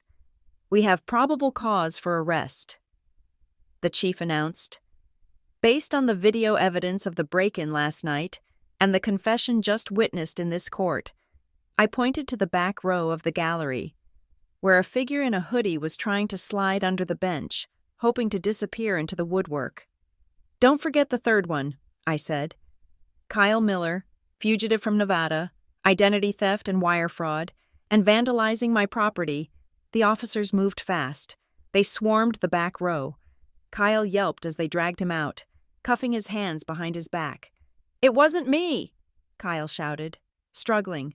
They made me do it. I don't know these people. At the front of the room, the bailiffs hauled Roger and Brenda to their feet. They clicked the handcuffs onto their wrists. The metallic sound rang out like a bell tolling. You can't do this, Brenda screamed as she was dragged away. I am a mother. I am a victim. You are a monster, a woman in the front row of the gallery shouted. You are sick. Get them out of here, someone else yelled. The courtroom descended into chaos, but it was a righteous chaos. The flashbulbs popped frantically, capturing the image of the grieving parents being led away in chains. I stood still in the center of the storm. I watched them go. I watched Roger look back at me, his eyes filled with hate and regret. Not regret for what he did, but regret that he got caught. I didn't look away. I didn't blink. I looked down at the note in my hand one last time, the paper that had been my prison for 23 years. Whoever wants her can take her, I whispered to myself. I want me, I said. I take me. I folded the note. It was over. The lie was dead. The truth was out. And the check I had brought? It remained in my pocket, unsigned, and never to be delivered. The sound of handcuffs ratcheting shut is a very specific, mechanical noise. It is harsh, final, and devoid of empathy. It is the sound of consequences arriving late, but arriving nonetheless. In the courtroom, that sound echoed 3 times. Click, click, click. I stood perfectly still, my hands clasped loosely in front of me. Watching the dismantling of the Miller family, it was not a chaotic brawl anymore. The fight had left them the moment the truth had filled the room. Now, they were just 3 small, defeated people being processed by the state. Kyle was the first to go. The officers hauled him up from the back row. He wasn't shouting threats about spray paint or debts anymore. He was weeping, his head hanging low, his bravado stripped away to reveal the terrified grifter beneath. He looked at me as he was shoved toward the side exit, his eyes pleading for a sister he had never known, a sister he had tried to rob. I looked right through him. He was a stranger who shared some DNA and a penchant for bad decisions. He was already a ghost to me. Then, the bailiffs moved on the main attraction. Roger was resisting, but it was a pathetic, physical resistance. He was dead weight, his legs refusing to hold him up. The man who had screamed that he should have strangled me at birth was now sobbing into his chest, snot and tears ruining his cheap tie. "Please," Roger wailed, the sound grating and high-pitched. "Please, it was a mistake. We were young. We didn't know. Marceline, tell them we are your parents." Brenda was different. As the metal cuffs bit into her wrists, she didn't collapse. She went into a state of manic denial. She twisted her neck, her eyes locking onto mine with a desperate, terrifying intensity. She was trying to engage the magnetic pull of the mother-daughter bond she had severed 23 years ago. "Patty!" she cried out, ignoring the officer pushing her forward. "Patty, baby, look at Mommy. Don't let them take us. We love you. We came back for you. You are my heart. You are my baby girl." The gallery was silent. The reporters were recording every frame, but nobody was asking questions. The tragedy was too absolute for commentary. I could have turned away. I could have walked out the back door and let the justice system grind them into dust without another word, but that would have left a sentence unfinished. It would have left a comma where a period belonged. I walked toward them. The bailiffs paused. Sensing the gravity of the moment, they held Roger and Brenda in place. 10 feet away from me, I looked at Roger. He looked up, hope flaring in his watery eyes. He thought, perhaps, that I was coming to write the check. He thought money could fix this. Then I looked at Brenda.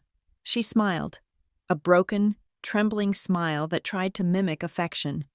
"Marceline," she whispered. I stopped. The space between us was filled with the ghosts of 23 years. The ghost of the girl on the plastic chair. The ghost of the teenager who graduated high school without parents. The ghost of the woman who built an empire to prove she was worth something. "You keep using that word," I said. My voice was low, calm, and resonant. "Family, parents, mother, daughter." I shook my head slowly. "You are confused," I continued. "Eleanor Vance was my mother. She was the one who held me when I had nightmares about being abandoned. She was the one who taught me how to read, how to invest, how to stand up straight. She was the one who loved me when I had nothing to offer her but my presence." I took a step closer, my eyes boring into Brenda's. You are not a mother. You are not a parent." I shifted my gaze to Roger. "And you are not a father. You are simply the people who kidnapped me from my potential and then failed to finish the job." "Kidnapped?" Roger stammered. "We gave birth to you. You abducted me from a life of safety and dropped me in a hospital waiting room to die of neglect," I corrected him. "You are failed kidnappers. You are failed extortionists. And now, you are failed citizens." I turned to Sterling, who was standing by the prosecution table, holding a thick black file folder. "Mr. Sterling," I said, "please hand the district attorney the supplementary file." Sterling walked over and handed the file to the prosecutor. It hit the table with a heavy thud. "What is that?" Brenda asked, her voice trembling. "That," I said, "is the rest of your life?" I listed the contents, ticking them off on my fingers. "Civil counts for defamation of character. You went on national television and lied about me and my company. The damages are estimated at $20 million. You will never pay it, which means every cent you earn for the rest of your lives belongs to me." Roger made a choking sound. "Criminal counts for trespassing and destruction of property," I continued. "For the break-in last night, we have the video of you smashing the portrait. That was an antique. The value is significant. That is a felony." I took one last step, leaning in so only they could hear the final nail in the coffin. And finally, fraud, attempted extortion, conspiracy. You tried to sell my own mental health history back to me for $5 million. That is not just a crime, Roger. That is a sin. We will fight it, Brenda shrieked. But the fight had gone out of her eyes. She looked small. She looked old. You have no money for lawyers, I reminded her. I own your debt. I own your house. I own your car. You are going to go to prison. And when you come out, you will have nothing, no home, no family, no daughter, just the empty space where your greed used to be. I signaled to the bailiffs. Take them away. No, no, Marceline. Roger screamed as they were dragged toward the holding cells. I am your father. You owe me. You owe me. Patty, I love you. Patty. Brenda's wails faded as the heavy oak doors swung shut behind them. Silence rushed back into the courtroom. It was a clean silence. The air felt lighter, as if a toxic gas had been vented out. I turned to the judge. Thank you, Your Honor. Judge Holloway nodded. There was a look of respect in her eyes. Court is adjourned. I walked down the center aisle. I didn't look at the reporters. I didn't look at the cameras. I walked with my head high, the heels of my shoes clicking a steady rhythm on the floor. I walked out of the courtroom, through the lobby, and pushed open the heavy double doors of the courthouse. The world outside was blindingly bright. The storm had passed completely. The sky was a piercing, brilliant blue, scrubbed clean by the rain. The sun hit my face, warm and golden. A roar went up from the crowd, reporters shouting questions, flashes popping, but it sounded distant, like the buzzing of insects. I put on my sunglasses. I didn't stop to give a statement. I didn't need to. The truth had already spoken, and it had roared louder than any press conference. My driver held the door of the town car open. I slid into the cool, leather interior. Where to, Ms. Everhart? He asked. Back to the office? No, I said, looking out the window as the courthouse receded into the distance. Take me to the Greenwood Cemetery. The drive was quiet. I watched the city roll by. The hustle, the noise, the life. I felt detached from it all, yet deeply connected to myself in a way I hadn't been in weeks. The fear was gone. The anger was gone. All that was left was clarity. We arrived at the cemetery. It was peaceful. The grass vibrant green after the rain. I walked up the hill to the family plot. The grave was fresh. The earth was still dark.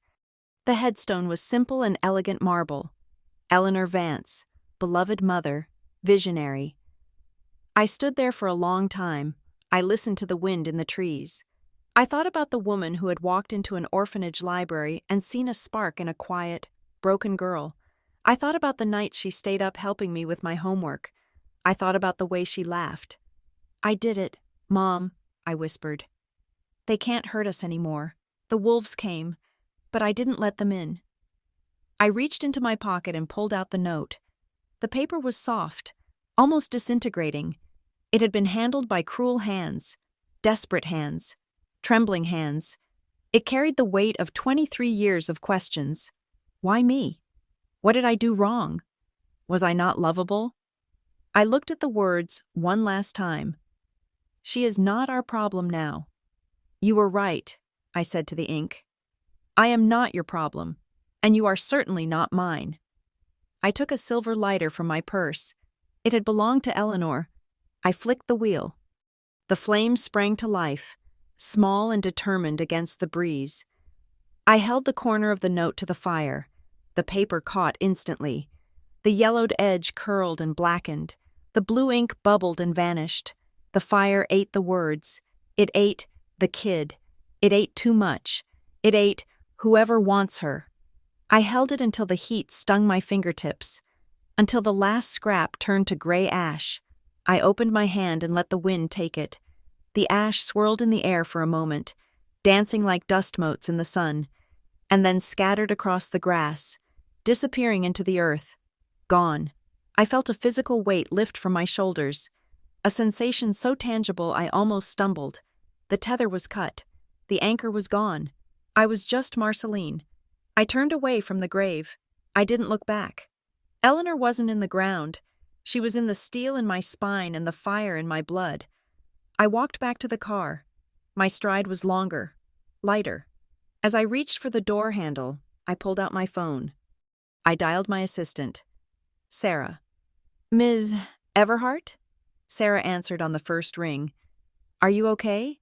The news is exploding. Everyone is talking about the trial. I am fine. Sarah, I said. Better than fine. I need you to set up a meeting with the legal team and the board of directors for tomorrow morning. Of course. What is the agenda?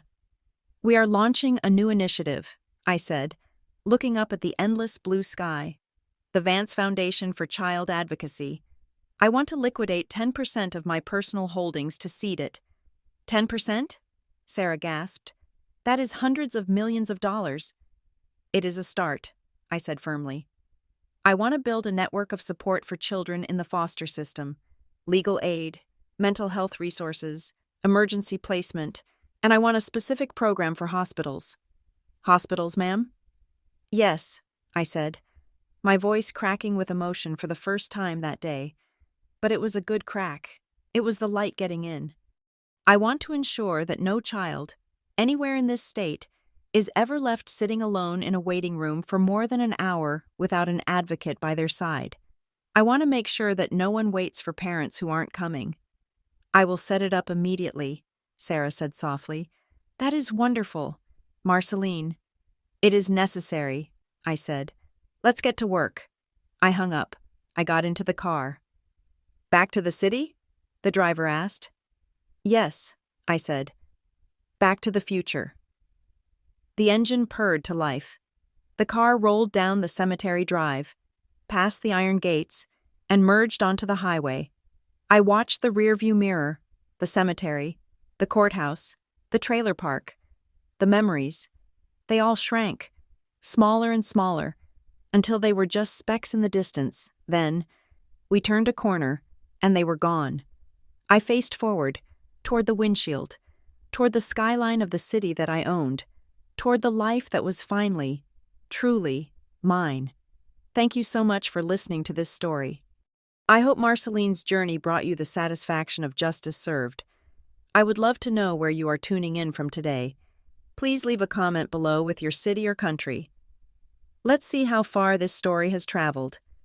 If you enjoyed this video, please make sure to subscribe to the channel Sunday Drama Stories. Smash that like button and hit the hype button to help this story reach even more people. Your support means the world to us. See you in the next drama.